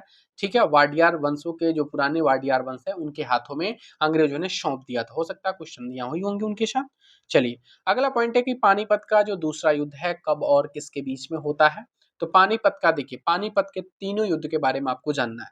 तो पहले मैं इसका सही जवाब बता दूं कि पानीपत का जो दूसरा युद्ध होता है वो 1556 में होता है अकबर और हेमू के बीच में, जिसमें आपका अकबर विजयी होता है और हेमू हार जाता है। जिसमें हेमू को, आपको पता है कि इसमें हेमू को धोखेबाजी दी गई थी इनके इनके साथी के द्वारा। चलिए, कोई बात नहीं, अगला देखते हैं इसमें कि इसमें जो पहला पानीपत का युद्ध होता है वो 1526 में होता है। दूसरा पानीपत का युद्ध होता है 1556 में होता है। तीसरा पानीपत का युद्ध होता है वो 1761 होता है। 1526 में आपका जो पहला युद्ध होता है बाबर और इब्राहिम लोदी के बीच में होता है, जिसमें बाबर जीत जाता है और इब्राहिम लोदी हार जाते हैं। दूसरा 1556 में होता है, ये अकबर और हेमू के बीच में, जिसमें आपके अकबर जीत जाते हैं, हेमू हार जाते हैं। तीसरा होता है, ये सबसे इंपॉर्टेंट है, ये होता है अहमद शाह अब्दाली, इसके बीच में अहमद शाह अब्दाली जो अफगानी था, ये अहमद शाह अब्दाली और मराठाओं के बीच में होता है। इसमें मराठाओं की जबरदस्त हार होती है और काफी शिकस्ती देती है अहमद शाह अब्दाली की सेना ने। तो अहमद शाह अब्दाली इसमें जीत जाता है। ठीक है, देखिए तीनों इसमें दिया हुआ है, ये पहला था, ये दूसरा था, ये तीसरा था। क्लियर है? चलिए, अगले पॉइंट की तरफ हम बढ़ते हैं। अगला पॉइंट है हमारे सामने, निम्नलिखित में से किसके समय में कंपनी राज्य विस्तार पर रोक लगा दिया था? तो इसमें जो रणजीत सिंह के समय में, रणजीत सिंह का जो समय था उस समय कंपनी ने राज्य विस्तार पर रोक लगा दिया। ठीक है, और वे अपने पंजाब को अपने कब्जे में ले लिया था इनकी मृत्यु के बाद से। कहा कि रणजीत सिंह की मृत्यु के बाद से कंपनी ने पंजाब को अपने नियंत्रण में कब लिया? तो कंपनी ने पंजाब को 1849 में अपने कब्जे में ले लिया। ऑप्शन नंबर बी सही जवाब है। निम्नलिखित में से भारत का ऐसा कौन सा राज्य था जो कंपनी के विलय का शिकार नहीं हुआ? तो भारत का ऐसा कौन सा राज्य था जो कंपनी के विलय का शिकार नहीं हुआ? नागपुर हुआ था, संबलपुर हुआ था, उदयपुर हुआ था, गोरखपुर नहीं हुआ। ऑप्शन नंबर थर्ड इसका सही जवाब है। संपूर्ण भारत पर कंपनी का नियंत्रण कब तक हो चुका था? ये संपूर्ण भारत पर जो कंपनी का जो अधिकार था, नियंत्रण था, वो लगभग 1848 तक। कब तक? 1848 तक आपका कंप्लीट 1856 तक। ऑप्शन नंबर थर्ड इसका सही जवाब है। अगले क्वेश्चन की तरफ बढ़ते हैं हम। अगला क्वेश्चन क्या कह रहा है, ये 47 नंबर है कि बक्सर के युद्ध में शामिल सुजाउदौला किस राज्य के नवाब थे? और यहाँ पे क्वेश्चन है कि बक्सर के युद्ध में शामिल शाह आलम द्वितीय मतलब शाह आलम द्वितीय कौन थे? तो पहले बात, शाह आलम द्वितीय, इस क्वेश्चन का जवाब तो आप सबको पता होगा, ये जवाब हो जाएगा आपका दिल्ली के मुगल सम्राट थे। तो सुजाउदौला कहाँ के थे? सुजाउदौला जो थे वो थे आपके कहाँ के नवाब? ये अवध के नवाब थे। कहाँ के थे? अवध के नवाब। ठीक है, तो सुजाउदौला, ध्यान रखिएगा, सुजाउदौला अवध के नवाब थे और जो शाह आलम द्वितीय थे वो कहाँ थे? दिल्ली के मुगल सम्राट थे। क्लियर है? अगला पॉइंट, इलाहाबाद संधि के बाद से शाह आलम द्वितीय ने अंग्रेजों को क्या दिया? देखिए, शाह आलम द्वितीय ने अंग्रेजों को क्या दिया था? बंगाल, बिहार और उड़ीसा की दीवानी प्रदान की थी। ऑप्शन नंबर 2 इसका सही जवाब है। उसके बाद है कि अगला पॉइंट कि इलाहाबाद की संधि कब हुई थी? इलाहाबाद की संधि होती है सन 1765 में। कब होती है? ये होती है आपकी 12 अगस्त को। 12 अगस्त सन 1765 को होती है। रॉबर्ट क्लाइव इसमें अंग्रेजों की तरफ से था, रॉबर्ट क्लाइव, और इसमें शाह आलम द्वितीय और रॉबर्ट क्लाइव के बीच में ये संधि होती है। ठीक है, और दूसरी संधि जो होती है वो 16 अगस्त को होती है, 16 अगस्त 1765 को होती है, जो अवध के नवाब सुजाउदौला और लॉर्ड क्लाइव के बीच में होती है, दोनों अलग। 12 तारीख वाली जो संधि होती है वो आपकी किसके बीच में होती है? शाह आलम द्वितीय के बीच में होती है। ठीक है ना, शाह आलम द्वितीय के बीच में। और 16 अगस्त वाली जो संधि होती है वो सुजाउदौला के बीच में होती है। सुजाउदौला जो अवध के नवाब थे उनके बीच में होती है। क्लियर है? तो इस पार्ट को जरूर ध्यान रखिएगा, इंपॉर्टेंट पॉइंट है ये। क्लियर है? अगले पॉइंट की तरफ बढ़ते हैं। इसी के साथ ही चैप्टर नंबर 2 खत्म होता है। अब हम आते हैं चैप्टर नंबर 3 की तरफ। चैप्टर नंबर 3 है हमारा कि ग्रामीण जीवन, समाज, अंग्रेजी शासन और भारत के गांव। पहला क्वेश्चन इसके सामने आपके सामने है कि बिहार में अंग्रेजों के समय किस तरह की भूमि व्यवस्था बनाई गई थी? तो बिहार में आपको देखने को मिलेगा अस्थाई बंदोबस्त। ऑप्शन नंबर 2 है। देखिए, रैयतवाड़ी जो व्यवस्था थी वो 1820 के आसपास पूरे मद्रास में लागू कर दी गई थी। ये थॉमस मुनरो के द्वारा। किसके द्वारा? थॉमस मुनरो के द्वारा। यदि हम बात करें तो 1700, इसके पहले 1792 में मद्रास के केवल 12 महल जिले में लागू की गई थी ये, इसके पहले तो, लेकिन कंप्लीट पूरे जो मद्रास में लागू की गई थी वो 1820 में। अस्थाई बंदोबस्त आपको देखने को मिलेगा 1793 में। ठीक है, लॉर्ड कॉर्नवालिस के द्वारा। उसके बाद से महालवाड़ी जो व्यवस्था है 1822 ईस्वी में देखने को मिलती है, हाल्ट मैकेंजी के द्वारा। किसके द्वारा? हाल्ट मैकेंजी के द्वारा देखने को मिलती है ये महालवाड़ी व्यवस्था। आपको बताएंगे अगले अगले पॉइंट में, सब पॉइंट में आएगा। अंग्रेजों के आने से पहले भूमि का मालिक कौन होता था? जब अंग्रेज नहीं आए थे भारत में तो भारत पे राज्य करने वाले कौन थे? राजा थे। तो जाहिर सी बात है भूमि का मालिक कौन होता था? तो राजा होता था। ठीक है, रैयतवाड़ी व्यवस्था में जमीन का मालिक कौन होता है? देखिए, रैयत का मतलब होता है किसान। क्या होता है? किसान। तो इसमें रैयतवाड़ी व्यवस्था में किसान क्या था? भूमि का मालिक होता था। करा कि अंग्रेजी शासन के द्वारा भारत में अपनाई गई भूमि व्यवस्थाओं का प्रमुख उद्देश्य क्या था? तो भूमि व्यवस्थाओं का जो उद्देश्य था वो था अपनी आय को बढ़ाना। ऑप्शन नंबर 20 का सही जवाब बन जाएगा। चौथे नंबर, 5वें नंबर क्वेश्चन की तरफ आते हैं कि नील दर्पण पुस्तक के लेखक कौन है? तो नील दर्पण पुस्तक के जो लेखक हैं वो दीनबंधु मित्र जी हैं। ऑप्शन नंबर थर्ड इसका सही जवाब है। भारत की कुल आबादी का लगभग कितना परसेंट भाग गांव में निवास करता है? तो लगभग 68.8% भाग आपके गांव में निवास करता है। ऑप्शन नंबर ए सही जवाब है। क्वेश्चन नंबर 7 है कि किसी भी शासन की आमदनी का मुख्य स्रोत पहले क्या था? भाई, औद्योगिक नहीं था, उद्योग नहीं था, तो लोग कृषि पे डिपेंड थे, वहीं से उनकी आय थी, वो राजा हो चाहे कोई भी हो। तो कृषि कहाँ होगी? तो कृषि होगी गांव में। तो ऑप्शन नंबर थर्ड आपका सही आंसर है। अस्थाई बंदोबस्त कब लागू की जाती है? अस्थाई बंदोबस्त सन 1793 में लागू की गई है। ठीक है, अगला पॉइंट है कि अस्थाई बंदोबस्त, देखिए कोई एक्सप्लेनेशन की जरूरत नहीं है इसलिए क्योंकि हमने हर एक पार्ट को आपको एमसीक्यू फॉर्मेट में तैयार किया है। अगला है कि अस्थाई बंदोबस्त किस क्षेत्र में लागू किया गया था? तो अस्थाई बंदोबस्त आपको बिहार, उड़ीसा, बंगाल ये सारे क्षेत्रों में लागू किया था, नहीं बंगाल, बिहार, उड़ीसा में लागू किया गया था। अगला पॉइंट है कि अस्थाई बंदोबस्त में उपज का कितना परसेंट हिस्सा अंग्रेजों को जाता था? तो उपज का जो मतलब टोटल 100% होता है, 100% में 45% हिस्सा अंग्रेजों को चला जाता था। उसके बाद से इसी अस्थाई बंदोबस्त में जो किसान होते थे उनके पास उसका कितना परसेंट बचता था? देखिए उसका मात्र 40%। कितना? मतलब कि 40% वो ले गए, अब 45% ये हो गए, 40% ये हो गए, तो कितने हो गए? बचे कितने? 15%। अब जो 15% जो बचता था वो जो गांव के जो जमींदार लोग थे उनके पास भी जाता था। सोचिए, मतलब जमींदार को 15%, किसान को 40% और अंग्रेजों को कितना? 45% मिलता था। अस्थाई बंदोबस्त में कुल कृषि भूमि का कितने परसेंट पर लागू थी? अस्थाई बंदोबस्त में, तो अस्थाई बंदोबस्त में कुल कृषि भूमि पर 19% भागों पर लागू थी। पूरे भारत के मात्र 19% भूमि पर यह अस्थाई बंदोबस्त लागू था। अगला क्वेश्चन है कि निम्नलिखित में से किस व्यवस्था में जमींदारों को तय राशि नियमित तिथि को सूरज डूबने से पहले सरकारी कार्यालयों में जमा करना पड़ता था? मतलब शाम होने से पहले वो जा करके पूरी जो भी कर इकट्ठा करते थे वो ला करके ऑफिस में जमा करने पड़ते थे। यदि नहीं जमा करने पड़ते थे तो जमीन उनसे छीन ली जाती थी। ये किस व्यवस्था के अंतर्गत था? तो ये था अस्थाई बंदोबस्त में ही। कौन से? अस्थाई बंदोबस्त में ही ये देखने को मिलता है। प्रिंसिपल ऑफ पॉलिटिकल इकोनॉमी पुस्तक किसके द्वारा लिखी गई थी?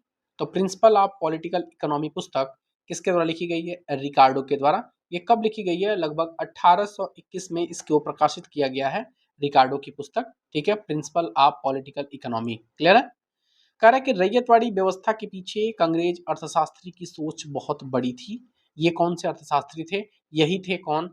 कार्ल ब्रुक्स, सॉरी रिकार्डो। ऑप्शन नंबर थर्ड फोर्थ है, ये नहीं होगा। रिकार्डो की सोच बहुत बड़ी थी। अगला पॉइंट है कि रैयतवाड़ी व्यवस्था सर्वप्रथम मद्रास प्रेसिडेंसी के बारामहल जिले में कब लागू की गई? मैंने बताया था कि सबसे पहले बारामहल जिले में लागू की गई है, वो लागू की गई है 1792 में। रैयतवाड़ी व्यवस्था कुल कृषि भूमि के कितने परसेंट भूमि पर लागू था? तो लगभग 51%, कहीं आपको 52% भी मिल सकता है, तो 51% भूमि पर लागू था।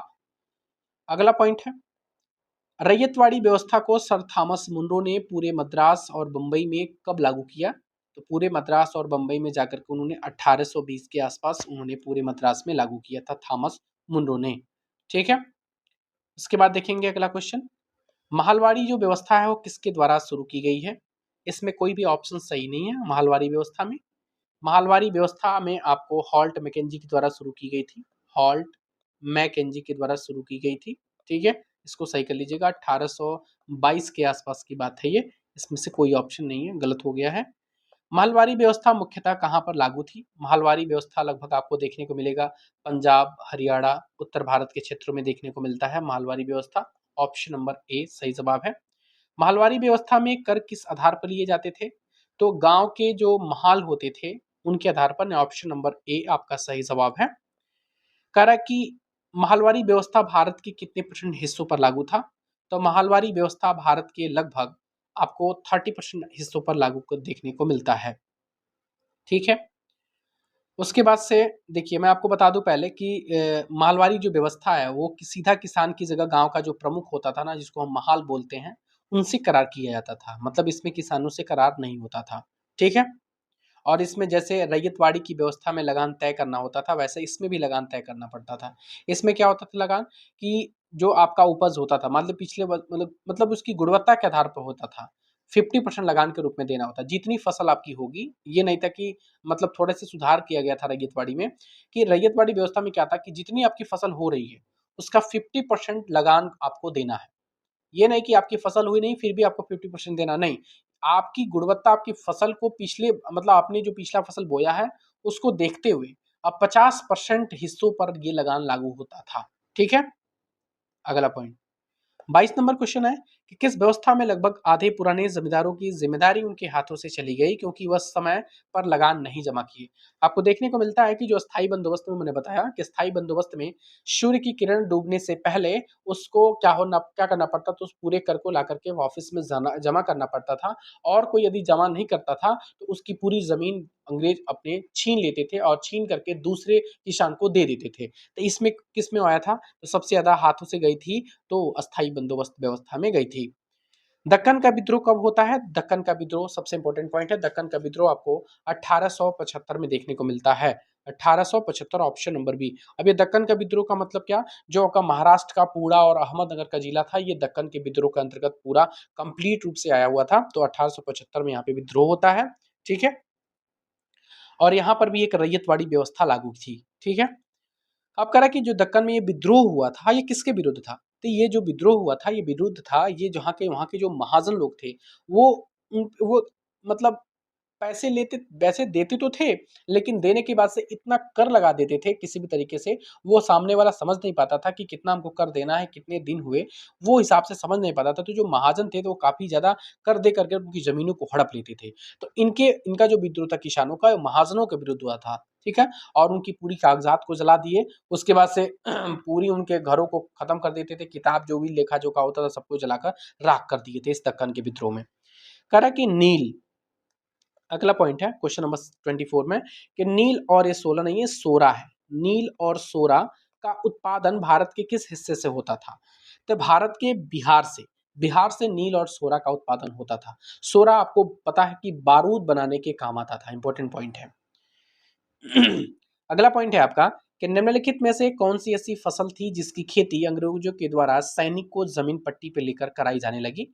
ये थी आपकी नील की खेती, यानी नील की खेती आपको पट्टों पर कराई जाती थी, ठीक है। ऑप्शन नंबर ए सही जवाब है। नील दर्पण की जो पुस्तक थी, इसका अंग्रेजी में अनुवाद किसने किया? इसका अंग्रेजी में अनुवाद किए थे माइकल मधुसूदन दत्त। कौन थे? मधुसूदन दत्त ने किया था। ऑप्शन नंबर बी इसका सही जवाब है। बिहार में नील की खेती करने के कितने रूप थे? दो रूप थे, और इनका मुख्य रूप से होता था जो नील की खेती, वो कहाँ होता था बिहार में? तो बिहार में आपका उत्तर बिहार का जो चंपारण था और मुजफ्फरपुर का इलाका था, इन्हीं में आपके नील की खेती होती थी। इसके अलावा भी बड़े पैमाने पर क्षेत्र खेती नील की खेती होती थी, वो कहाँ होती थी? अगले क्वेश्चन में ये है, उत्तर भारत के अलावा, उत्तर बिहार के अलावा बिहार में किस क्षेत्र में बड़े पैमाने पर नील की खेती शुरू हुई? वो भागलपुर और शाहाबाद के क्षेत्रों में भी शुरू हुई थी। ऑप्शन नंबर 1 और 2, इसके साथ ही ऑप्शन नंबर 3 इसका सही जवाब है। वर्तमान कौन सा जिला अफीम उत्पादन में तत्कालीन बंगाल प्रांत में प्रथम स्थान पर था? तो प्रथम स्थान पर उसमें तत्कालीन बंगाल प्रांत था वो, तो वो था गया। इस समय गया जिला है, उस समय अफीम के उत्पादन में काफी समृद्ध था वो, ठीक है। यहाँ पर सबसे ज्यादा अफीम की खेती होती थी, कहाँ पे? गया में। बिहार में नील की खेती के दो तरीके मैंने बताए, और कौन कौन से तरीके हैं? पहला है जिरात और दूसरा है आसामी बार। कौन कौन से? आसामी बार और जिरात, इनमें से दोनों है, ठीक है। तो इसमें दोनों ऑप्शन सही है, सॉरी ऑप्शन नहीं दिख रहा है, ऑप्शन दोनों है, जिरात और आसामी बार, ठीक है। चलिए, अगला है कि नील की खेती के किस तरीके में अंग्रेज सीधा बगान मालिक से खेती करवाते थे? तो इसमें जो आपका जिरात होता था ना, जिरात में आपका सीधा अंग्रेज आपके जो होते थे बगान मालिक से खेती करवाते थे। अब ये कह रहा है कि नील का विद्रोह कब हुआ है? नील विद्रोह आपको देखने को मिलता है 1860 में। कब? 1860 में। 1860 में, ऑप्शन नंबर थर्ड। कह रहा है नकदी फसल एक प्रमुख उदाहरण है किसका? देखिए, गेहूं नकदी फसल नहीं है, नील होगा। ऑप्शन नंबर बी सही जवाब है, ऑप्शन नंबर बी। दो, कह रहा है कि निम्न रैयतवाड़ी व्यवस्था में कर देने की अवधि क्या थी? तो देखिए, कर देने की, कर तय करने की अवधि मतलब कि कितने साल के बाद से उसमें चेंजिंग होता था, कि वो देख करके फिर से कर लगाया जाता था। तो वो अवधि थी 30 साल। कितनी थी? इंपॉर्टेंट पॉइंट है। 30 साल को देख करके पूरे रिकॉर्ड को, फिर उसमें क्या होता था, कर को चेंज किया जाता था, घटाना या बढ़ाना जो भी हो वो किया जाता था। कह रहा है कि किस आंदोलन में किसानों की समस्याएं राष्ट्रीय स्तर पर पहुंची थी? आप बता सकते हैं। जब चंपारण सत्याग्रह आंदोलन हुआ था, महात्मा गांधी पहुंचे थे, वहीं से उनकी एक मतलब जीवन का पहला सबसे सफल सत्याग्रह आंदोलन था, और यहीं से किसानों की समस्याएं राष्ट्रीय स्तर पर पहुंची थी। ऑप्शन नंबर बी, नील विद्रोह नहीं था, ठीक है ना। ऑप्शन नंबर बी, चंपारण सत्याग्रह।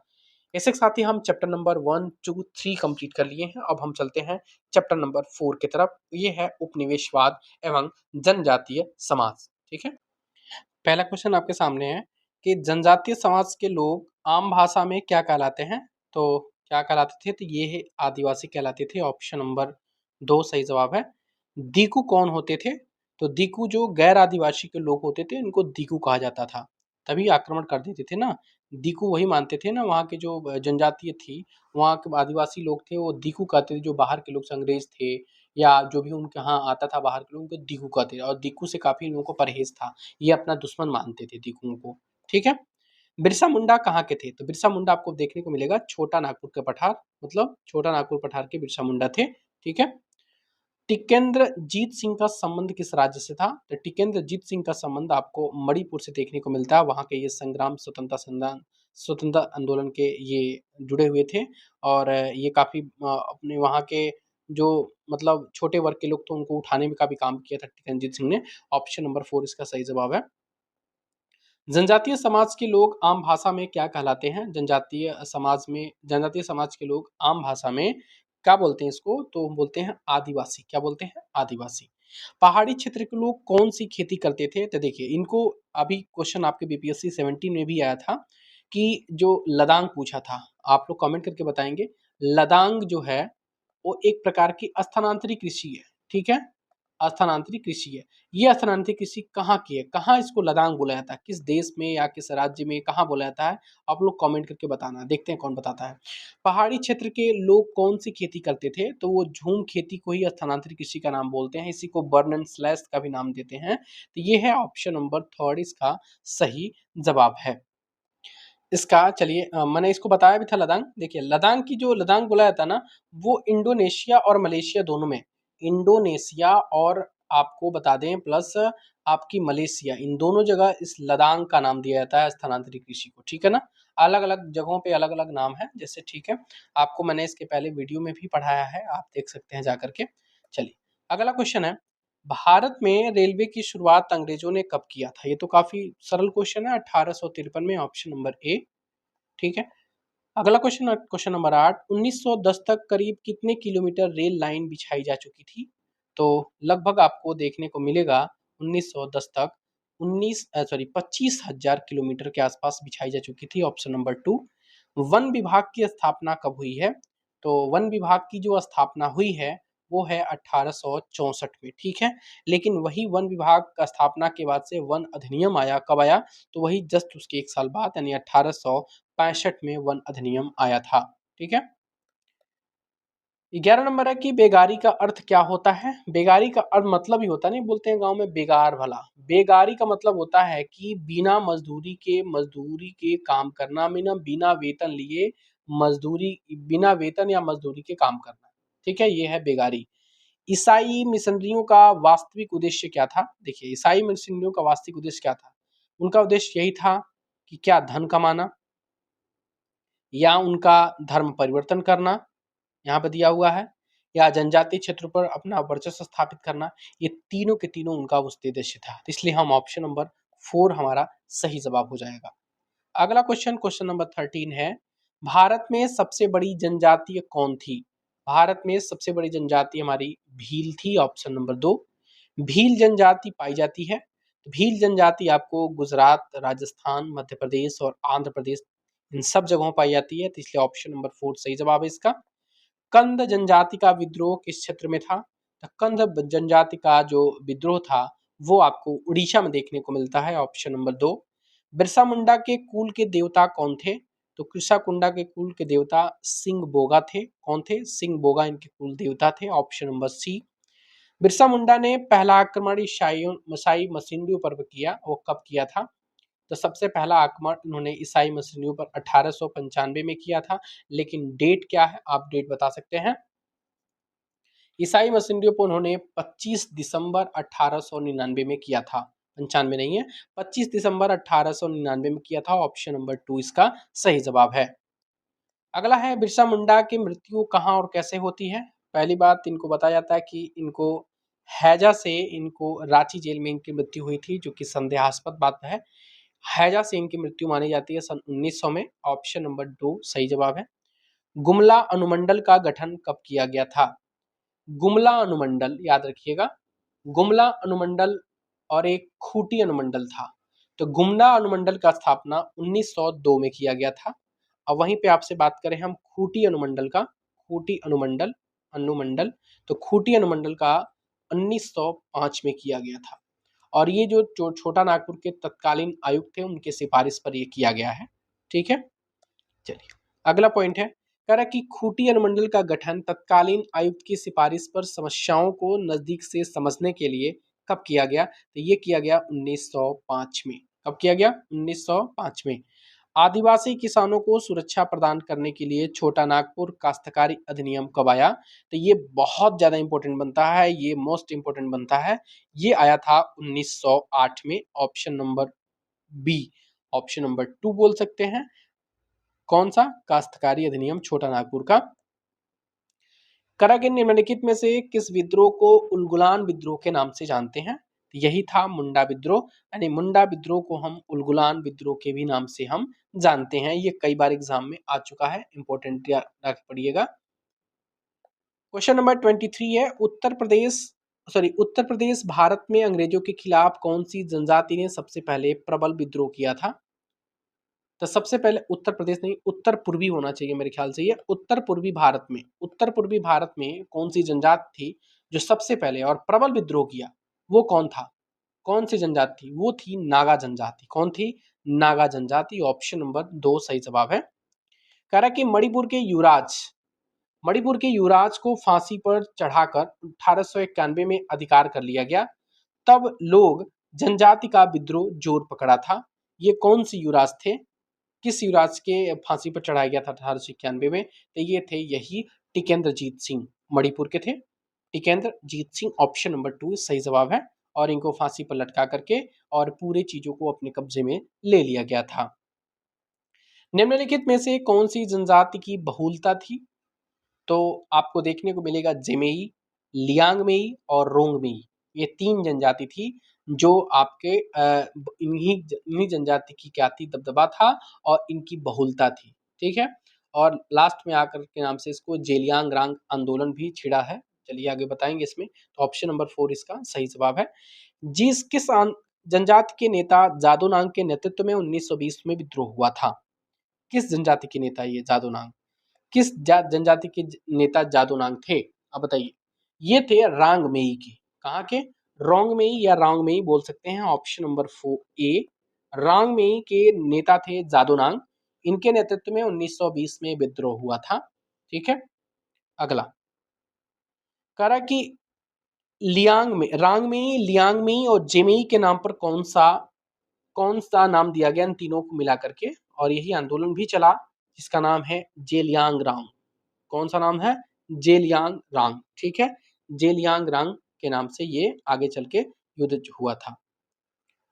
अगला है कि जेलियांगरांग को आगे चलकर किस आंदोलन से जुड़ गया? तो उस समय गांधी जी के सविनय अवज्ञा आंदोलन चल रहा था, 1930 की बात है। तो यही आंदोलन आगे चल करके सविनय अवज्ञा आंदोलन से जाकर के जुड़ जाता है। ऑप्शन नंबर 2 सही जवाब है। करा कि जादोनांग की 23 वर्ष की एक चचेरी बहन थी। उन्होंने मिलकर के भूमिगत आंदोलन की योजना बनाई थी।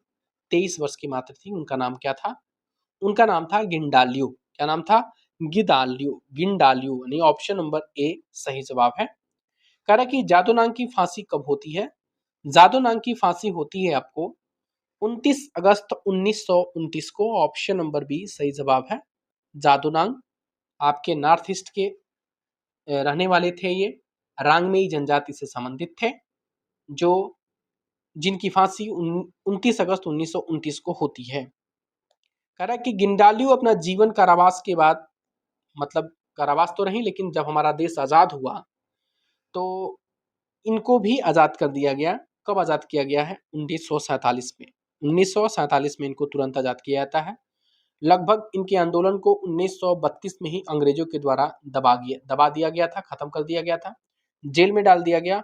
और सीधे 15 साल के बाद से जब हमारा देश आजाद हुआ तो 15 वर्षों के बाद से इनको आजादी मिली, यानी जेल से निकाला गया। अगला है कि नागालैंड राज्य की स्थापना कब होती है? बहुत इंपॉर्टेंट पॉइंट है। नागालैंड राज्य की स्थापना 1 दिसंबर 1963 में होती है। ऑप्शन नंबर 3 इसका सही जवाब है।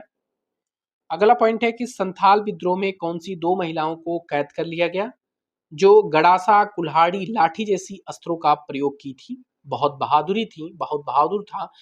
ये कौन थी? ये थे आपके, इनका नाम क्या है? इनका नाम है राधा और हीरा। क्या नाम है इनका? राधा और हीरा। ऑप्शन नंबर ए सही जवाब है। करा कि निम्नलिखित में से कौन सिद्धू की बहन थी जो अंग्रेजी कैंप में घुसकर लगभग 21 सैनिकों को तलवार से मार गिराया था? इनका नाम क्या था? इनका नाम था फूलो और झानो। क्या नाम था? फूलो और झानो, ऑप्शन नंबर 2 इसका सही जवाब है। साली और चंपी का साथ किस विद्रोह के समय में मिला था? साली और चंपी का साथ आपको देखने को मिलता है मुंडा के विद्रोह में सन 1899 में। मुंडा विद्रोह में इनको इसके विद्रोह में इनको साथ मिला था 1899 में। ठीक है।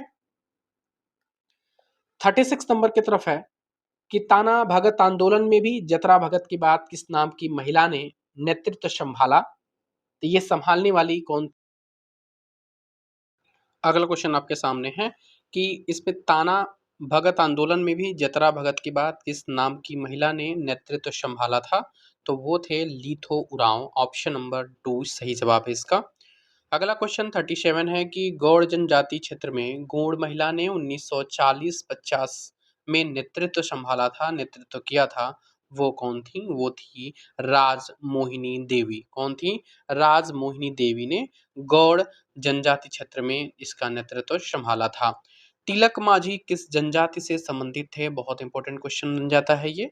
तो तिलक माझी आपके संथालों से संबंधित थे, संथाल जनजाति से इनका संबंध था।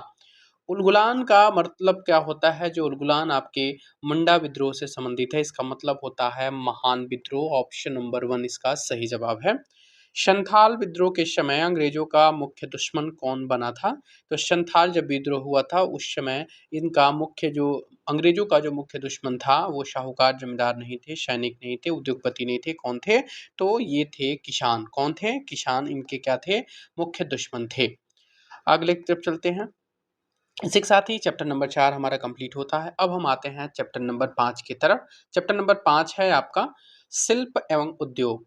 ठीक है। जो भी भाई बहन चैनल पे नए हैं प्लीज़ चैनल को सब्सक्राइब कर लें और नीचे आपको टेलीग्राम का चैनल का लिंक प्रोवाइड किया गया है, वहाँ पे जाकर के आप ज्वाइन कर लीजिए और डेली आपको एक क्विज़ कराई जाती है बीपीएससी टीआरई 4 से संबंधित।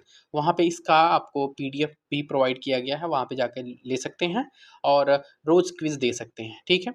एक हेल्प मेरा करिए, आप लोग सब लोग सहयोग करें कि मुझे एक आप लोग वीडियो के नीचे हाइप का ऑप्शन होगा, एक हाइप ज़रूर दें कि वीडियो एक से ज़्यादा लोगों के पास पहुँच सके। ठीक है।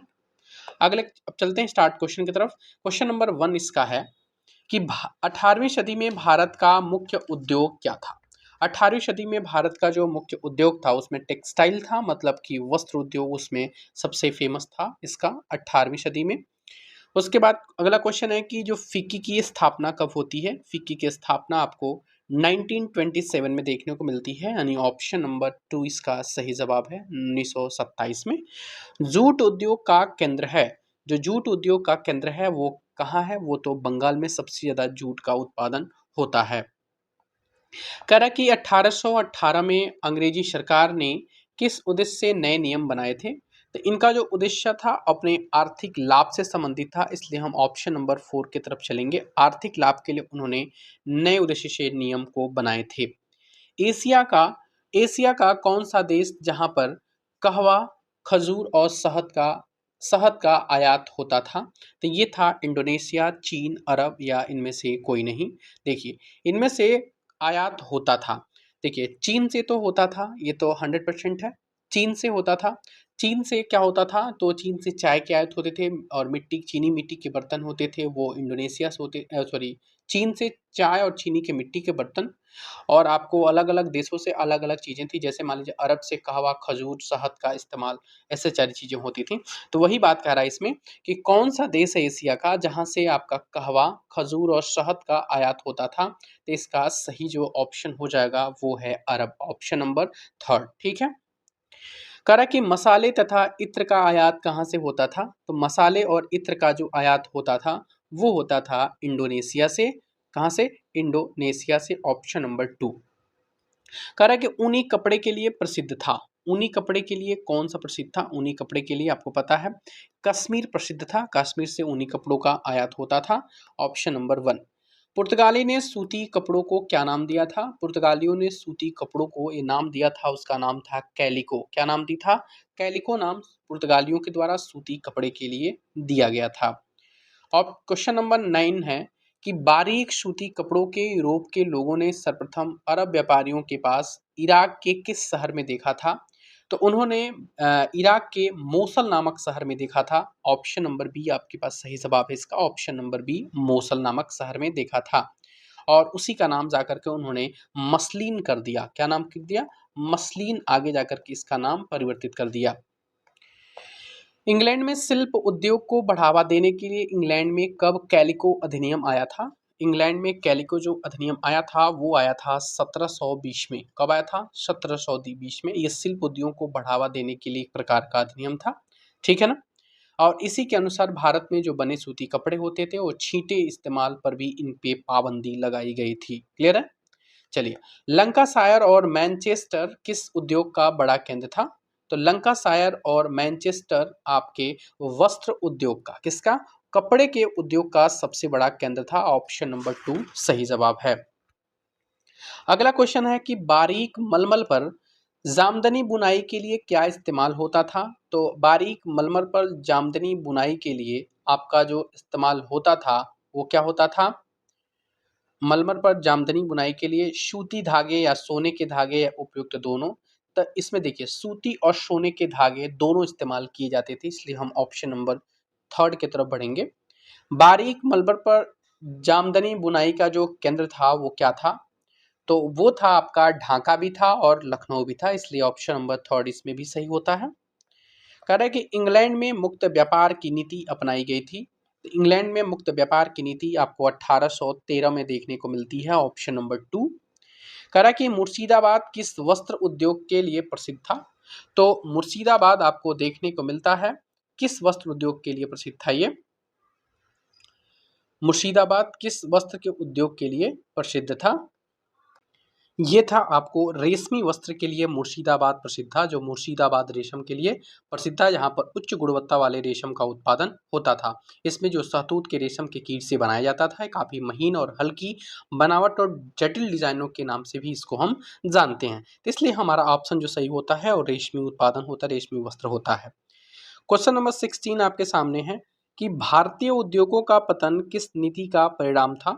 तो भारतीय उद्योगों का जो पतन था वो ब्रिटेन की मुक्त व्यापार नीति का, कौन सा था? ब्रिटेन की मुक्त मुक्त व्यापार नीति का यही परिणाम था कि भारतीय उद्योगों का पतन होता है, ऑप्शन नंबर 1। भारत का सबसे पहला कपड़ा मिल किसके प्रयास से खुला है? भारत का सबसे पहला जो सूती मिल यानी कपड़ा मिल का वो मिल खुला है, वो किसके प्रयास से वो खुला है? कावस जी नानाजी दाभार से, यानी ऑप्शन नंबर 1 इनके सहयोग से 1854 में बम्बई में सबसे पहले सूती मिल कारखाने खोले गए थे। 1880 तक लगभग कितनी सूती मिलें स्थापित हो चुकी थीं? 1880 तक लगभग आपके देश में 56 सूती मिलें स्थापित हो चुकी थी, ऑप्शन नंबर बी सही जवाब है। सबसे पहले बंगाल में पहली जूट मिल कहाँ स्थापित हुई थी? सबसे पहले बंगाल में जूट मिल आपको रिसरा में देखने को मिलता है, ऑप्शन नंबर 3 सही जवाब है। कह रहा है कि बंगाल के रिसरा में पहली जूट मिल कब स्थापित होती है? तो पहली जूट मिल 1855 में देखने को मिलती है, 1855 ऑप्शन नंबर बी। बंगाल में कोयले की खान की शुरुआत कब हुई है? यानी बंगाल में कोयले की खान की जो शुरुआत होती है वो होती है 1906 में, ऑप्शन नंबर 2 इसका सही जवाब है। कह रहा है अगला क्वेश्चन, भारत में औद्योगिक विकास कब तेज होता है? भारत में औद्योगिक विकास प्रथम विश्व युद्ध के बाद से आपका यहाँ पर औद्योगिक विकास काफी तेजी से फैलता है। प्रथम विश्व युद्ध के बाद 1914 से लेकर के 1918 तक पहला विश्व युद्ध चलता है, आपको पता होगा। चलिए, अगला पॉइंट है कि औद्योगिक पूंजीपति वर्ग कौन थे? औद्योगिक पूंजीपति वर्ग वो थे जो भारतीय उद्योग में अपना पूंजी निवेश करते थे। जो भारतीय उद्योग में अपना पूंजी निवेश करते थे उसको हम औद्योगिक पूंजीपति वर्ग के अंतर्गत देखते हैं। विदेशी पूंजी निवेश में कमी कब से होने लगी थी? विदेशी पूंजी में निवेश में लगभग 1920 के आसपास की बात है, वहां से विदेशी निवेश में पूंजी में कमी होने लगी थी। आपको पता है उसी समय भारत में बहुत सारे आंदोलन भी शुरू हुए, जैसे आपके हिंदू मुस्लिम एकता का संचालन शुरू हुआ, जो महात्मा गांधी ने असहयोग आंदोलन के नाम से जानते हैं हम, ठीक है। अगला पॉइंट है कि सबसे बड़े उद्योग में दूसरा सबसे बड़ा केंद्र कौन था? सबसे बड़े उद्योग में दूसरा बड़ा जो केंद्र था वो कौन सा था? वो था सबसे बड़ा दूसरा केंद्र। सबसे बड़ा उद्योग तो कपड़ा बनाना था और दूसरा जो था वो जूट था। कौन था? दूसरा सबसे बड़ा जूट था। और सबसे बड़ा कौन सा था? पहला कपड़ा था, ठीक है, सूत काटने का, और दूसरा सबसे बड़ा जूट था। और तीसरे की बात करेंगे तो तीसरा सबसे बड़ा जो उद्योग था वो था आपका कोयला। याद रखिएगा, तीसरा सबसे बड़ा उद्योग क्या था? कोयला था। ब्रिटिश सरकार ने कब से दुर्घटना बीमा योजना शुरू की है? ब्रिटिश सरकार ने लगभग 1923 के बाद से उन्होंने ब्रिटिश दुर्घटना योजना बीमा शुरुआत की, ठीक है। अगला क्वेश्चन है, फिक्की का फुल फॉर्म क्या है? तो फिक्की का फुल फॉर्म आपका है federation of Indian council of commerce, council chambers of commerce and industries. ये है, तो ऑप्शन नंबर कौन सा है कि federation of Indian chambers of commerce and industries, ये आपका सही ऑप्शन है। ऑप्शन नंबर 2 सही जवाब है। कब से बिजली के बल्ब लग जाने से काम के घंटे में और वृद्धि होने लगी थी? तो ये था 1880 में बिजली के बल्ब लग जाने से कामों में काफ़ी वृद्धि होने लगी थी। मजदूरों से रातों रात काम कराया जाता था। पहला कारखाना अधिनियम कब आया है? पहला कारखाना अधिनियम 1881 में आया है। कह रहा कि प्रथम कारखाना अधिनियम में कितने साल तक के उम्र के बच्चों को कारखाने में काम करने से रोक थी? तो इसमें लगभग आपको देखने को मिलता है कि जिनकी उम्र 7 साल से कम थी, वो, एक बार मैं कंफर्म कर ले रहा हूँ, 7 साल है या 10 साल है? 1 मिनट। जी बिल्कुल सही जवाब है आपका। 7 साल से कम उम्र के बच्चों को कारखानों में काम करने से रोक था। प्रथम कारखाना अधिनियम किसके काल में आया था? प्रथम कारखाना अधिनियम आपको देखने को मिलता है किसके काल में? लीटन के कि रीपन के? देखिए, सबसे पहला जो कारखाना अधिनियम आया था, दो दो ऑप्शन में आप कंफ्यूज हो पाएंगे, लॉर्ड लीटन और लॉर्ड रीपन। इसका जो सही जवाब होगा, इसका सही जवाब जो होगा वो लॉर्ड रीपन होगा। यानी 1881 में लॉर्ड रीपन के समय में पहला कारखाना अधिनियम आया था, ठीक है। अगला देखें, इसमें ये हुआ था कि जो 12 वर्ष से कम उम्र के बच्चे हैं, लगभग उनको 9 घंटे आपको सीमित कर दिया है, इनको 9 घंटे काम करने हैं, ठीक है। खतरनाक मशीनों से सुरक्षा लेना अनिवार्य कर दिया गया था, मतलब जो भी खतरनाक मशीनें थी उसके आसपास इनको नहीं भेजा जाता था। अगला पॉइंट देखते हैं। ऑल इंडिया कांग्रेस, इसको देखते हैं। ऑल इंडिया कांग्रेस संगठन जो है वो कब बना था? ये बहुत इंपॉर्टेंट क्वेश्चन बन जाता है आपके लिए। ये बना था 1920 में। ऑप्शन नंबर 3 इसका सही जवाब है। लगभग 31 अक्टूबर की बात है, 31 अक्टूबर 1920 में all India trade union Congress नामक इसका संगठन, इसका फेडरेशन का गठन हुआ था, ठीक है। जिसकी स्थापना आपको बता दें, ये हुआ था लाला लाजपत राय के नेतृत्व में। किसके नेतृत्व में? लाला लाजपत राय के नेतृत्व में आपको AITUC यानी all India trade union Congress की स्थापना होती है। चलिए अगले की तरफ बढ़ते हैं। अगला चैप्टर है हमारा, चैप्टर नंबर 6 है अंग्रेजी शासन के खिलाफ संघर्ष, ठीक है। जिसमें आपको पहला क्वेश्चन आपके सामने देखने को मिलता है। देखिए, कह रहा है कि ये बहुत इंपॉर्टेंट चैप्टर है, ये बहुत बहुत इंपॉर्टेंट चैप्टर है, आप लोगों को बिल्कुल शुरू से अंत तक देखना चाहिए। ये बहुत इंपॉर्टेंट चैप्टर है। कह रहा है कि भारत में विद्रोह कहाँ से शुरू हुआ? भारत में विद्रोह आपको पता है कि मेरठ से शुरू होता है। कहाँ से? मेरठ से। इसको तो बताने की जरूरत नहीं है, सबको पता है, मेरठ से शुरू होता है। अगले पॉइंट की तरफ बढ़ते हैं। कह रहा कि मंगल पांडे की छावनी, किस छावनी के सिपाही थे मंगल पांडे? तो मंगल पांडे आपको पता है ये बैरकपुर छावनी के क्या थे? सिपाही थे। अगला क्वेश्चन है कि कुंवर सिंह कहाँ के जमींदार थे? कुंवर सिंह आपको देखने को मिलेगा ये जगदीशपुर के क्या थे? जमींदार थे। इंपॉर्टेंट पॉइंट है, एग्जाम में आ सकता है, कई बार आया भी है। वहाबी आंदोलन का जो नेतृत्व था उसने, वो किसने किया था? वहाबी आंदोलन का नेतृत्व विलायत अली खान ने किया था। ऑप्शन नंबर 2 इसका सही जवाब है। भारत में अंग्रेजी सरकार की सेवा में किस प्रांत के सैनिक सबसे अधिक थे? तो भारत की अंग्रेजी सरकार की बहुत ही फेमस क्वेश्चन है ये। तो ये थे अवध के प्रांत से। अवध के प्रांत को आपको बोलते हैं सैनिक पौधशाला के नाम से भी हम जानते हैं। ऑप्शन नंबर 2 सही जवाब है। अगला क्वेश्चन है कि अंग्रेजी सेना में भारतीय सिपाही को कितने रुपए वेतन मिलते थे? अंग्रेजी सेना में एक भारतीय सिपाही को, मतलब इसमें तो कई प्रकार के थे, जैसे मान लीजिए पैदल सिपाही, घुड़सवार सिपाही थे, लेकिन हम आपको बताएं जो आपके एक भारतीय पैदल सिपाही था उनको 7 रुपए का वेतन मिलता था। कितने रुपए का? 7 रुपए का वेतन मिलता था जो पैदल सिपाही था। ठीक है, वहीं पे जो घुड़सवार होते थे, कौन? जो घुड़सवार होते थे, घुड़सवार सिपाही को 27 रुपए वेतन मिलता था। बहुत ज्यादा डिफरेंस था। अंग्रेजी सेना में एक भारतीय पैदल सिपाही को 7 रुपए और घुड़सवार सिपाही को 27 रुपए वेतन मिलते थे। अगले पॉइंट की तरफ बढ़ेंगे। बैरकपुर छावनी क्या है? कि बैरकपुर छावनी एक युवा सिपाही मंगल पांडे ने कारतूस तथा एक एनफील्ड राइफल से मना करके विद्रोह की बिगुल कब फूकी थी? ये तो सबसे इंपॉर्टेंट पॉइंट है। ये था बिगुल फूकी थी उन्होंने मार्च 1857। ऑप्शन नंबर 1 सही जवाब है। मंगल पांडे को फांसी कब दी जाती है? तो मंगल पांडे को जो फांसी दी जाती है वो 10 अप्रैल 1857 को दी जाती है। ऑप्शन नंबर 2 सही जवाब है। 1857 के विद्रोह में विद्रोही सैनिकों ने अपना नेता किसको घोषित किया था? तो 1857 के विद्रोह में विद्रोही सैनिकों ने अपना नेता किसको घोषित किया? आपको पता है वो दिल्ली जाते हैं, वहीं पर बहादुर शाह जफर को अपना नेता मान लेते हैं, क्योंकि कोई भी आंदोलन चलाने के लिए किसी न किसी का नेतृत्व होना बहुत जरूरी था। करा कि कानपुर से बाजीराव द्वितीय के दत्तक पुत्र नाना साहेब के नेतृत्व में प्रमुख सहयोगी के तौर पर कौन थे? तो प्रमुख सहयोगी के तौर पर आपको अल्हम्दुलिल्लाह शाह और तात्या टोपे, ये दोनों के दोनों इनके क्या थे, मतलब काफी सहयोगी थे, सहयोग के रूप में इन्होंने काम किया, तो इसलिए हम ऑप्शन नंबर दोनों की बात करेंगे। तात्या टोपे भी थे। अब कह रहा है कि फैजाबाद में विद्रोह का नेतृत्व किसने किया था? तो फैजाबाद में जो विद्रोह का नेतृत्व है वो मौलवी अहमदुल्ला शाह ने किया था। कौन से? अहमदुल्ला शाह ने किया था। अहमदुल्ला, यही बोला होगा। ऑप्शन नंबर 2 सही जवाब है। अगला क्वेश्चन है कि बिहार में बाबू कुंवर सिंह के ने विद्रोह का नेतृत्व करते हुए किस छावनी के सैनिकों से जाकर के मिले और नेतृत्व को आगे बढ़ाया? ये आपका एग्जाम में भी आया हुआ क्वेश्चन है।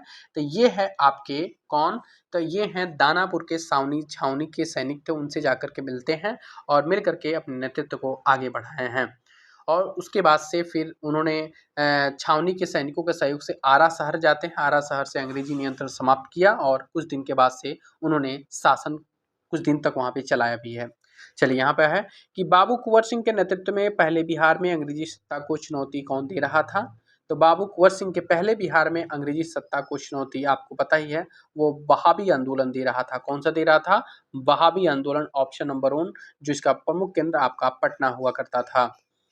वहाबी आंदोलन का नेतृत्व किसने किया था? तो 2 लोगों ने किया था। एक थे मौलवी विलायत अली खान और एक थे इनायत अली। ये दोनों के दोनों लोग ने किया था, इसलिए ऑप्शन नंबर 3 इसका सही जवाब है। करा कि वहाबी आंदोलन का जो केंद्र था वो कहाँ था? वहाबी आंदोलन का केंद्र था वो कहाँ था? पटना था। ऑप्शन नंबर 3 इसका सही जवाब है।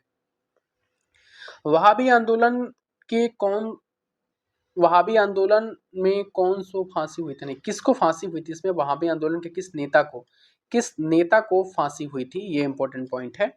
तो वहाबी आंदोलन के किस नेता को फांसी हुई थी ये आप बता सकते हैं?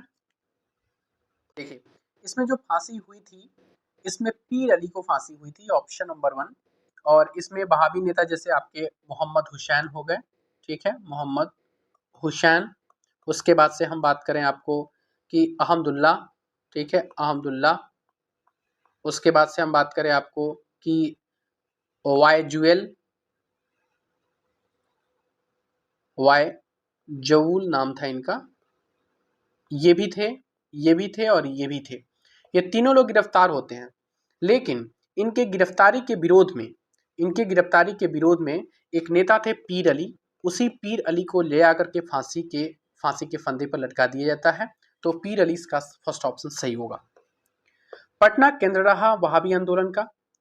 ये किस आंदोलन का हिस्सा था? ये इंपॉर्टेंट पॉइंट है। ये जो आंदोलन जो हिस्सा था ना, वो कौन था? ये बरेली के अहमदुल्ला शाह द्वारा तैयार किया गया आंदोलन। बरेली के सर सैयद अहमद नहीं, बिल्कुल नहीं। ये सही होगा कि बरेली के जो अहमदुल्ला शाह के द्वारा शुरू किया गया जो आंदोलन था, उनका ही एक हिस्सा था जो पटना में वहाबी आंदोलन चल रहा था। वहाबी आंदोलन कब से कब तक सक्रिय रहा है? तो वहाबी आंदोलन 1822 से लेकर के 1868 तक। 2 ऑप्शन है क्या इसमें? हाँ, 2 ऑप्शन हो गया। 1822 से लेकर 1868 तक ये आपका आंदोलन सक्रिय रहा। बाबू कुंवर सिंह उत्तर प्रदेश के किस इलाके में प्रभावी नहीं रहे? देखिए, ये जौनपुर भी गए हैं, बलिया भी गए हैं, आजमगढ़ भी गए हैं, लेकिन मेरठ से उनका संबंध नहीं रहा है, इसलिए ऑप्शन नंबर थर्ड इसका क्या हो जाएगा? सही जवाब हो जाएगा। ठीक है, ऑप्शन नंबर थर्ड इसका सही जवाब है।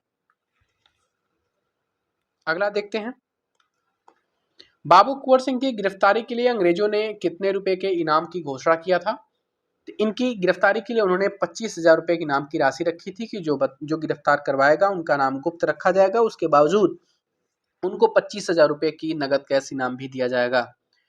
बाबू कुंवर सिंह है यार, कुंवर सिंह की ना रहने के बाद अंग्रेजों से विद्रोह किसने जारी रखा? देखिए, उनका भाई था। उनके भाई कौन थे? अमर सिंह। कौन थे? अमर सिंह। उन्होंने विद्रोह को कुछ दिन तक चलाया, उसके बाद से अंग्रेजों ने इनको दबा दिया। कह रहा कि 1857 की क्रांति में लक्ष्मीबाई के साथ थे, घर आने पर झांसी में हुए घटनाक्रम को सुनाया और मथुरा से एक यज्ञ में भाग लेने गए थे और इसी युद्ध में जुड़े विवरण अपने पुस्तक माझा प्रवास में लिखा है। ये कौन थे? ये थे एक ब्राह्मण विष्णु भट्ट। कौन थे? एक ब्राह्मण विष्णु भट्ट थे, जो अपनी पुस्तक माझा प्रवास, यानी माझा प्रवास पुस्तक किसकी है? विष्णु भट्ट की है। और इसी में झांसी की रानी की, उसमें झांसी में जो घटनाक्रम हुआ था उसमें उन्होंने लिखा है। कह रहा कि वह कौन सा घोषणा पत्र था जिसमें अंग्रेजी सरकार की नीतियों से सबसे अधिक प्रभावित वर्ग के हित में बात कही गई थी? तो वो थी आपकी आजमगढ़ घोषणा पत्र। कौन था? आजमगढ़ घोषणा पत्र में अंग्रेजी सरकार की नीतियों के सबसे अधिक प्रभावित वर्ग के बारे में बात की गई थी। क्लियर है मेरी बात? चलिए अगला देखते हैं। आजमगढ़ घोषणा पत्र कब जारी होता है? आजमगढ़ घोषणा पत्र आपको 25 अगस्त को देखने को मिलता है। 25 अगस्त 1857, 25 अगस्त 1857 को आजमगढ़ घोषणा पत्र जारी होता है। ठीक है, और इसी घोषणा पत्र में अंग्रेजों के सरकार की नीतियों से सबसे अधिक प्रभावित वर्ग के हित के बारे में बात की गई थी। बहादुर शाह जफर की जो मृत्यु होती है वो कब होती है? तो बहादुर शाह जफर की जो मृत्यु होती है वो 1860 में होती है कि 62 में? 1862 में होती है। ऑप्शन नंबर 2 सही जवाब है, और 1862 में इनकी मृत्यु हो जाती है। और आपको बता दें कि बहादुर शाह जफर के सामने ही उनके बेटों को गोली मार दी जाती है। गोली मारने के बाद से इनको रंगून भेज दिया जाता है, और जहां पर उनकी 1862 में उनकी मृत्यु हो जाती है। कह रहा कि 1857 के विद्रोह में बेगम हजरत महल कहाँ चली गई और जहां उनकी मृत्यु हो गई है? देखिए, बेगम हजरत महल नेपाल चली जाती हैं और आज भी वहीं उनका क्या है? मकबरा बनाया, मतलब उनकी स्थली बनाई गई है। ठीक है, तो ऑप्शन नंबर आपका जो कौन सा जवाब सही है? ऑप्शन नंबर थर्ड सही आंसर है, नेपाल चली गई।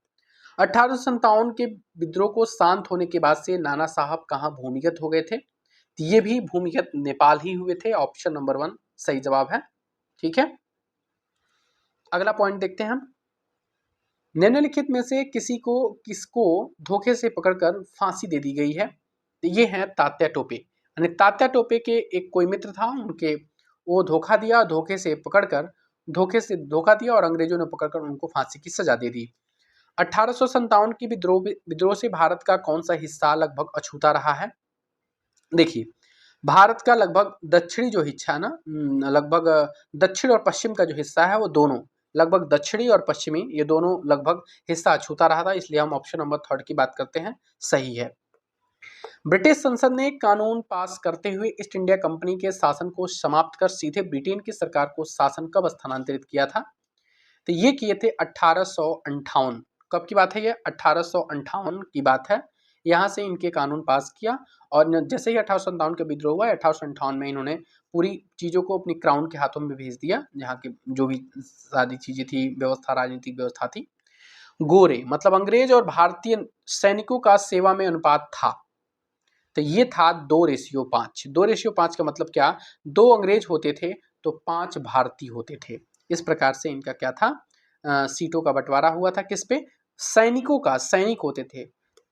अब देखो, 1857 के विद्रोह में झांसी की रानी लक्ष्मीबाई का नारा क्या था? झांसी की रानी लक्ष्मीबाई का जो नारा था, मेरे ख्याल से सबको पता है, क्या था?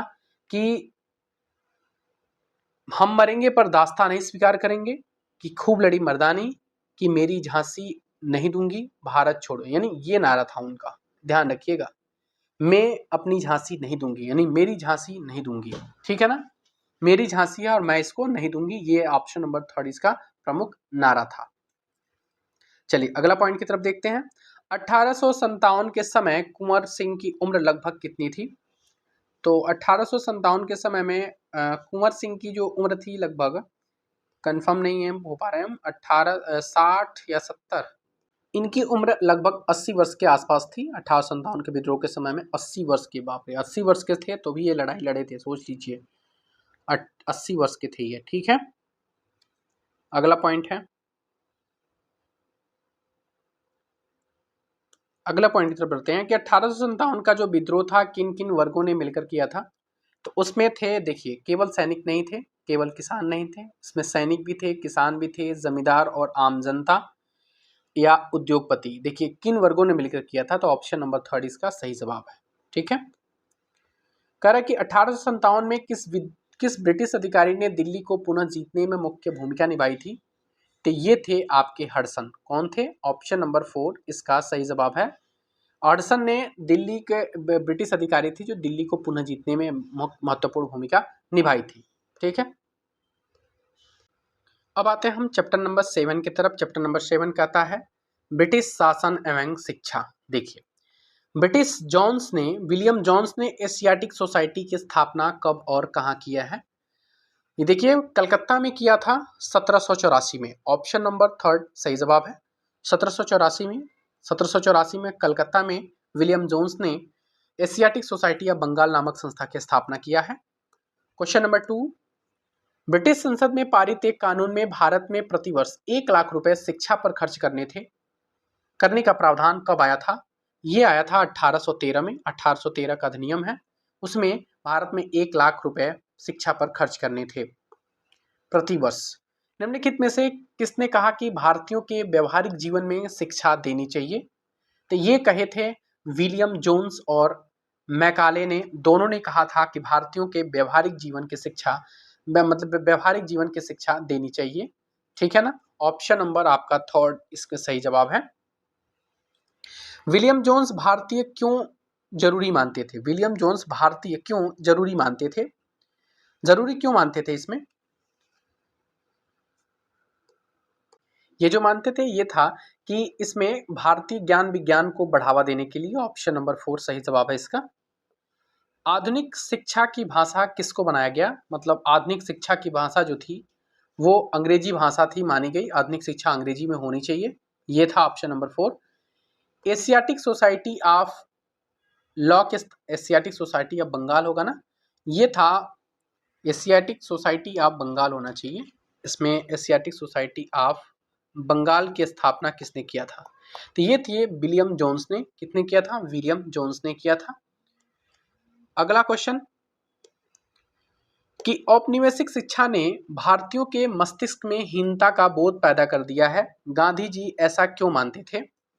वे मानते थे क्यों? ऑप्शन पढ़िए कि भारतीयों द्वारा पश्चिमी सभ्यता का श्रेष्ठ मानने के कारण, या अंग्रेजी भाषा में शिक्षा के कारण, या पाठ्य पुस्तकों पर शिक्षा को केंद्रित करने के कारण, या भारतीयों को अंग्रेजी शासन के समर्थन के कारण। इसका सही जवाब क्या होगा? इसका सही जवाब होगा कि भारतीयों के द्वारा पश्चिमी सभ्यता को श्रेष्ठ मानने के कारण ये ऐसा मानते थे। अगला क्वेश्चन, निम्नलिखित में से किसने इंग्लैंड में प्रचलित शिक्षा का ही वकालत किया? तो ये किए थे राजा राम मोहन राय। ऑप्शन नंबर 3 इसका सही जवाब है। अगला क्वेश्चन है, निम्नलिखित में से किसने शिक्षा के लिए भाषा के रूप में अंग्रेजी को प्रमुख बताया था? तो ये अंग्रेजी को प्रमुख बताने वाले कौन थे? ये थे मैकाले। कौन थे? मैकाले ने शिक्षा के लिए भाषा के रूप में अंग्रेजी को प्रमुखता प्रदान किया। मैकाले की बात मानकर कब इन्हीं के आधार पर आधुनिक शिक्षा अधिनियम बना? तो 1835 में। कब की बात है? 1835 में इन्हीं की मत को मान करके, इन्हीं की बात को मान करके और आधार बनाया गया। किस भाषा को शिक्षा का माध्यम बनाया गया? तो बताया मैंने, अंग्रेजी को बनाया गया। Option number 3। 1854 में शिक्षा नीति बदलाव किसके आने से हुआ है? 1854 में शिक्षा नीति में जो बदलाव हुआ है वो 1854 अधिनियम के द्वारा, यानी वुड डिस्पैच जब आया उसके वजह से इसमें मतलब परिवर्तन हुआ, शिक्षा नीति में बदलाव हुआ, 1854 अधिनियम। प्राथमिक शिक्षा की भाषा कैसी थी? तो प्राथमिक शिक्षा की भाषा कैसी थी? वो थी भारतीय।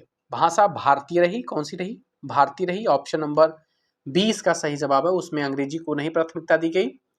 1857 में विश्वविद्यालय बनाए गए थे। 1857 में कौन से विश्वविद्यालय बनाए गए? वो था कलकत्ता, मुंबई और मद्रास, तीनों के तीनों हैं इसमें। तो यहाँ पे होना चाहिए उपयुक्त सभी, उपरोक्त सभी इसका जवाब होगा। 1857 में 3 विश्वविद्यालय बने थे, कलकत्ता, मुंबई और मद्रास। विलियम एडम ने बंगाल बिहार का दौरा कब किया तथा अपनी रिपोर्ट कब सौंपी थी? उन्होंने 1830 में बंगाल बिहार का दौरा किया और अपनी रिपोर्ट सौंपी थी। ये एक प्रकार के स्कॉटलैंड के ये ईसाई प्रचारक थे और वहां जाकर के बंगाल बिहार में शिक्षा की बुनियादी ढांचा को इन्होंने देखा था। विलियम एडम की रिपोर्ट क्या थी? विलियम एडम की रिपोर्ट में थी कि इसमें लगभग 1 लाख से ज्यादा पाठशालाएं थी। सही है। सभी पाठशालाओं में लगभग 20 से ज्यादा अभ्यर्थी नहीं थे, मतलब विद्यार्थी नहीं थे, पढ़ने वाले नहीं थे। बिल्कुल सही जवाब है। तीसरा है कि पाठशाला संपन्न या स्थानीय समुदाय के द्वारा चलाई जा रही थी। ये भी सही है। इसलिए हम सही जवाब जो लेंगे वो है आपका ऑप्शन नंबर 4। ठीक है, चलिए अगले की तरफ बढ़ते हैं हम। अगला क्वेश्चन है कि निम्नलिखित में से कौन चाहते थे कि शिक्षा भारतीय भाषा में दी जानी चाहिए? ये कौन चाहते थे? तो ये चाहते थे महात्मा गांधी। कौन चाहते थे?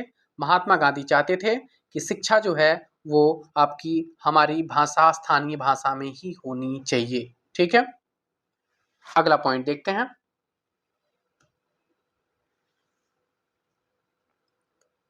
अगला क्वेश्चन आपके सामने है कि किसका मानना था कि सृजनात्मक शिक्षा को केवल प्राकृतिक परिवेश में प्रोत्साहन दिया जा सकता है?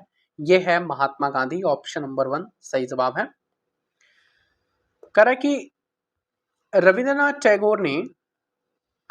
टैगोर ने कोलकाता से लगभग 100 किलोमीटर की दूर पर ग्रामीण परिवेश में कब स्कूल खोला जो शांति निकेतन कहलाया?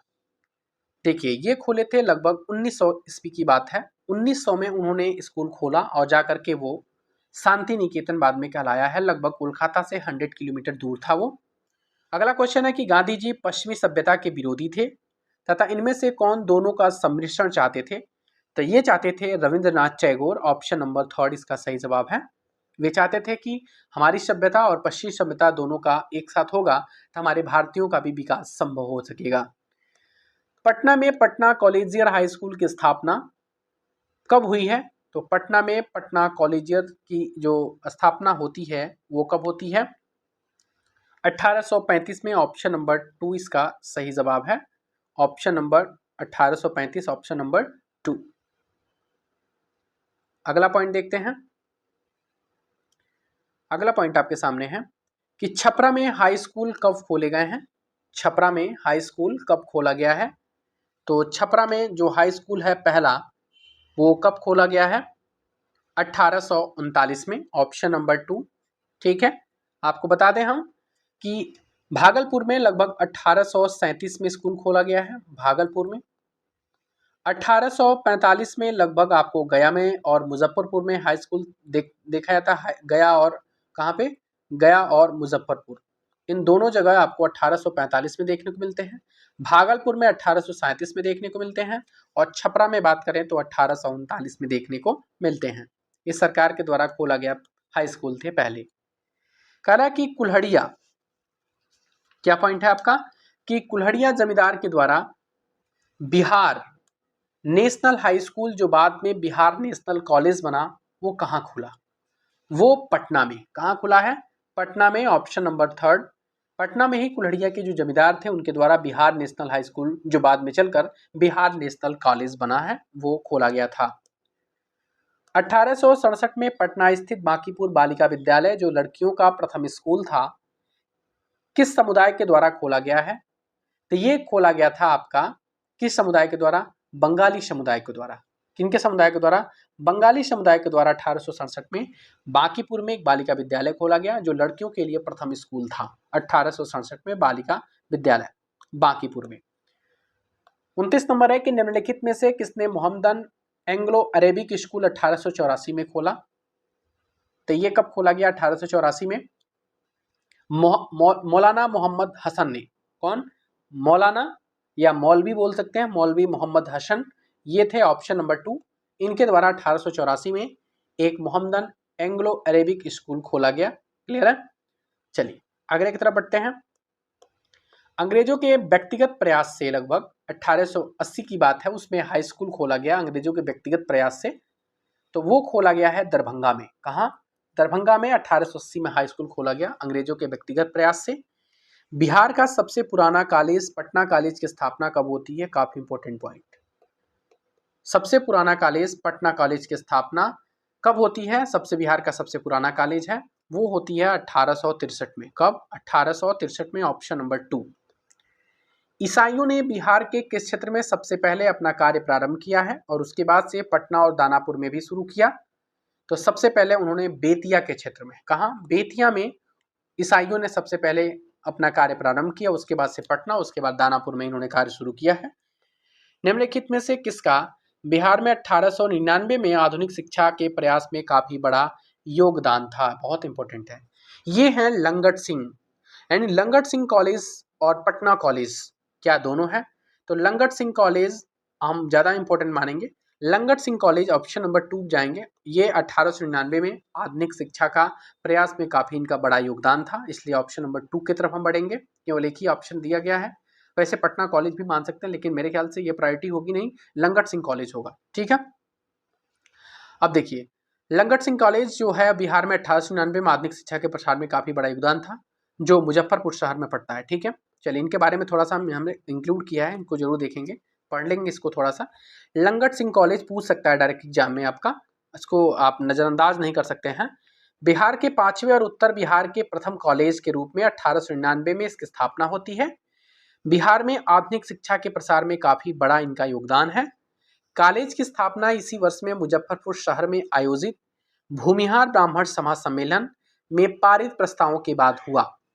यानी कॉलेज की स्थापना से लेकर के इसके विकास तक एक लंगट सिंह की काफी महत्वपूर्ण भूमिका रही है इसमें। उन्होंने अपने जीवन भर की कमाई इसी कॉलेज को दान कर दी। एक कौन थे? लंगट सिंह थे, और अपनी पूरी जीवन की कमाई इस कॉलेज को दे दिया, और कॉलेज को आगे बढ़ाने में इनकी अहम भूमिका रही, और इसीलिए इनके नाम से ही ये कॉलेज पड़ा। कॉलेज को आर्थिक मदद देने में काशी और दरभंगा के राजा भी थे, स्थानीय जमींदार भी थे, व्यापारी वर्ग के लोग भी थे, इनका भी महत्वपूर्ण योगदान रहा। लेकिन सबसे बड़ा योगदान लंगट सिंह का था, इसलिए इस कॉलेज का नाम लंगट सिंह कॉलेज पड़ा। स्थापना वर्ष में इंटर तक ही मान्य था। 1900 ईस्वी में इसे बीए तक के स्नातक मान्यता मिली। आरंभ में इनमें 5 विषय थे, गणित, संस्कृत, अंग्रेजी और अरबी और फारसी की पढ़ाई भी शुरू होती है। शुरू के साल में 5 शिक्षक और 72 छात्र ही थे। कितने थे? मात्र 5 शिक्षक और 72 छात्र थे इसमें। इस कॉलेज में कुछ दिनों तक डॉक्टर राजेंद्र प्रसाद ने भी इतिहास विषय के अध्यापक के रूप में बड़ा योगदान दिया था। ये इंपॉर्टेंट पॉइंट है। कौन? डॉक्टर राजेंद्र प्रसाद ने लंगट सिंह कॉलेज में इतिहास के प्राचार्य भी रहे हैं। 1915 में इसे अंग्रेजी सरकार के अपने अधिकार में ले लेता है, 1915 में। और 1950 में लंगट सिंह के द्वारा कॉलेज को दिए गए योगदानों के कारण इन्हीं के नाम पर इनका नाम लंगट सिंह कॉलेज कर दिया जाता है। कब? 1950 में। चलिए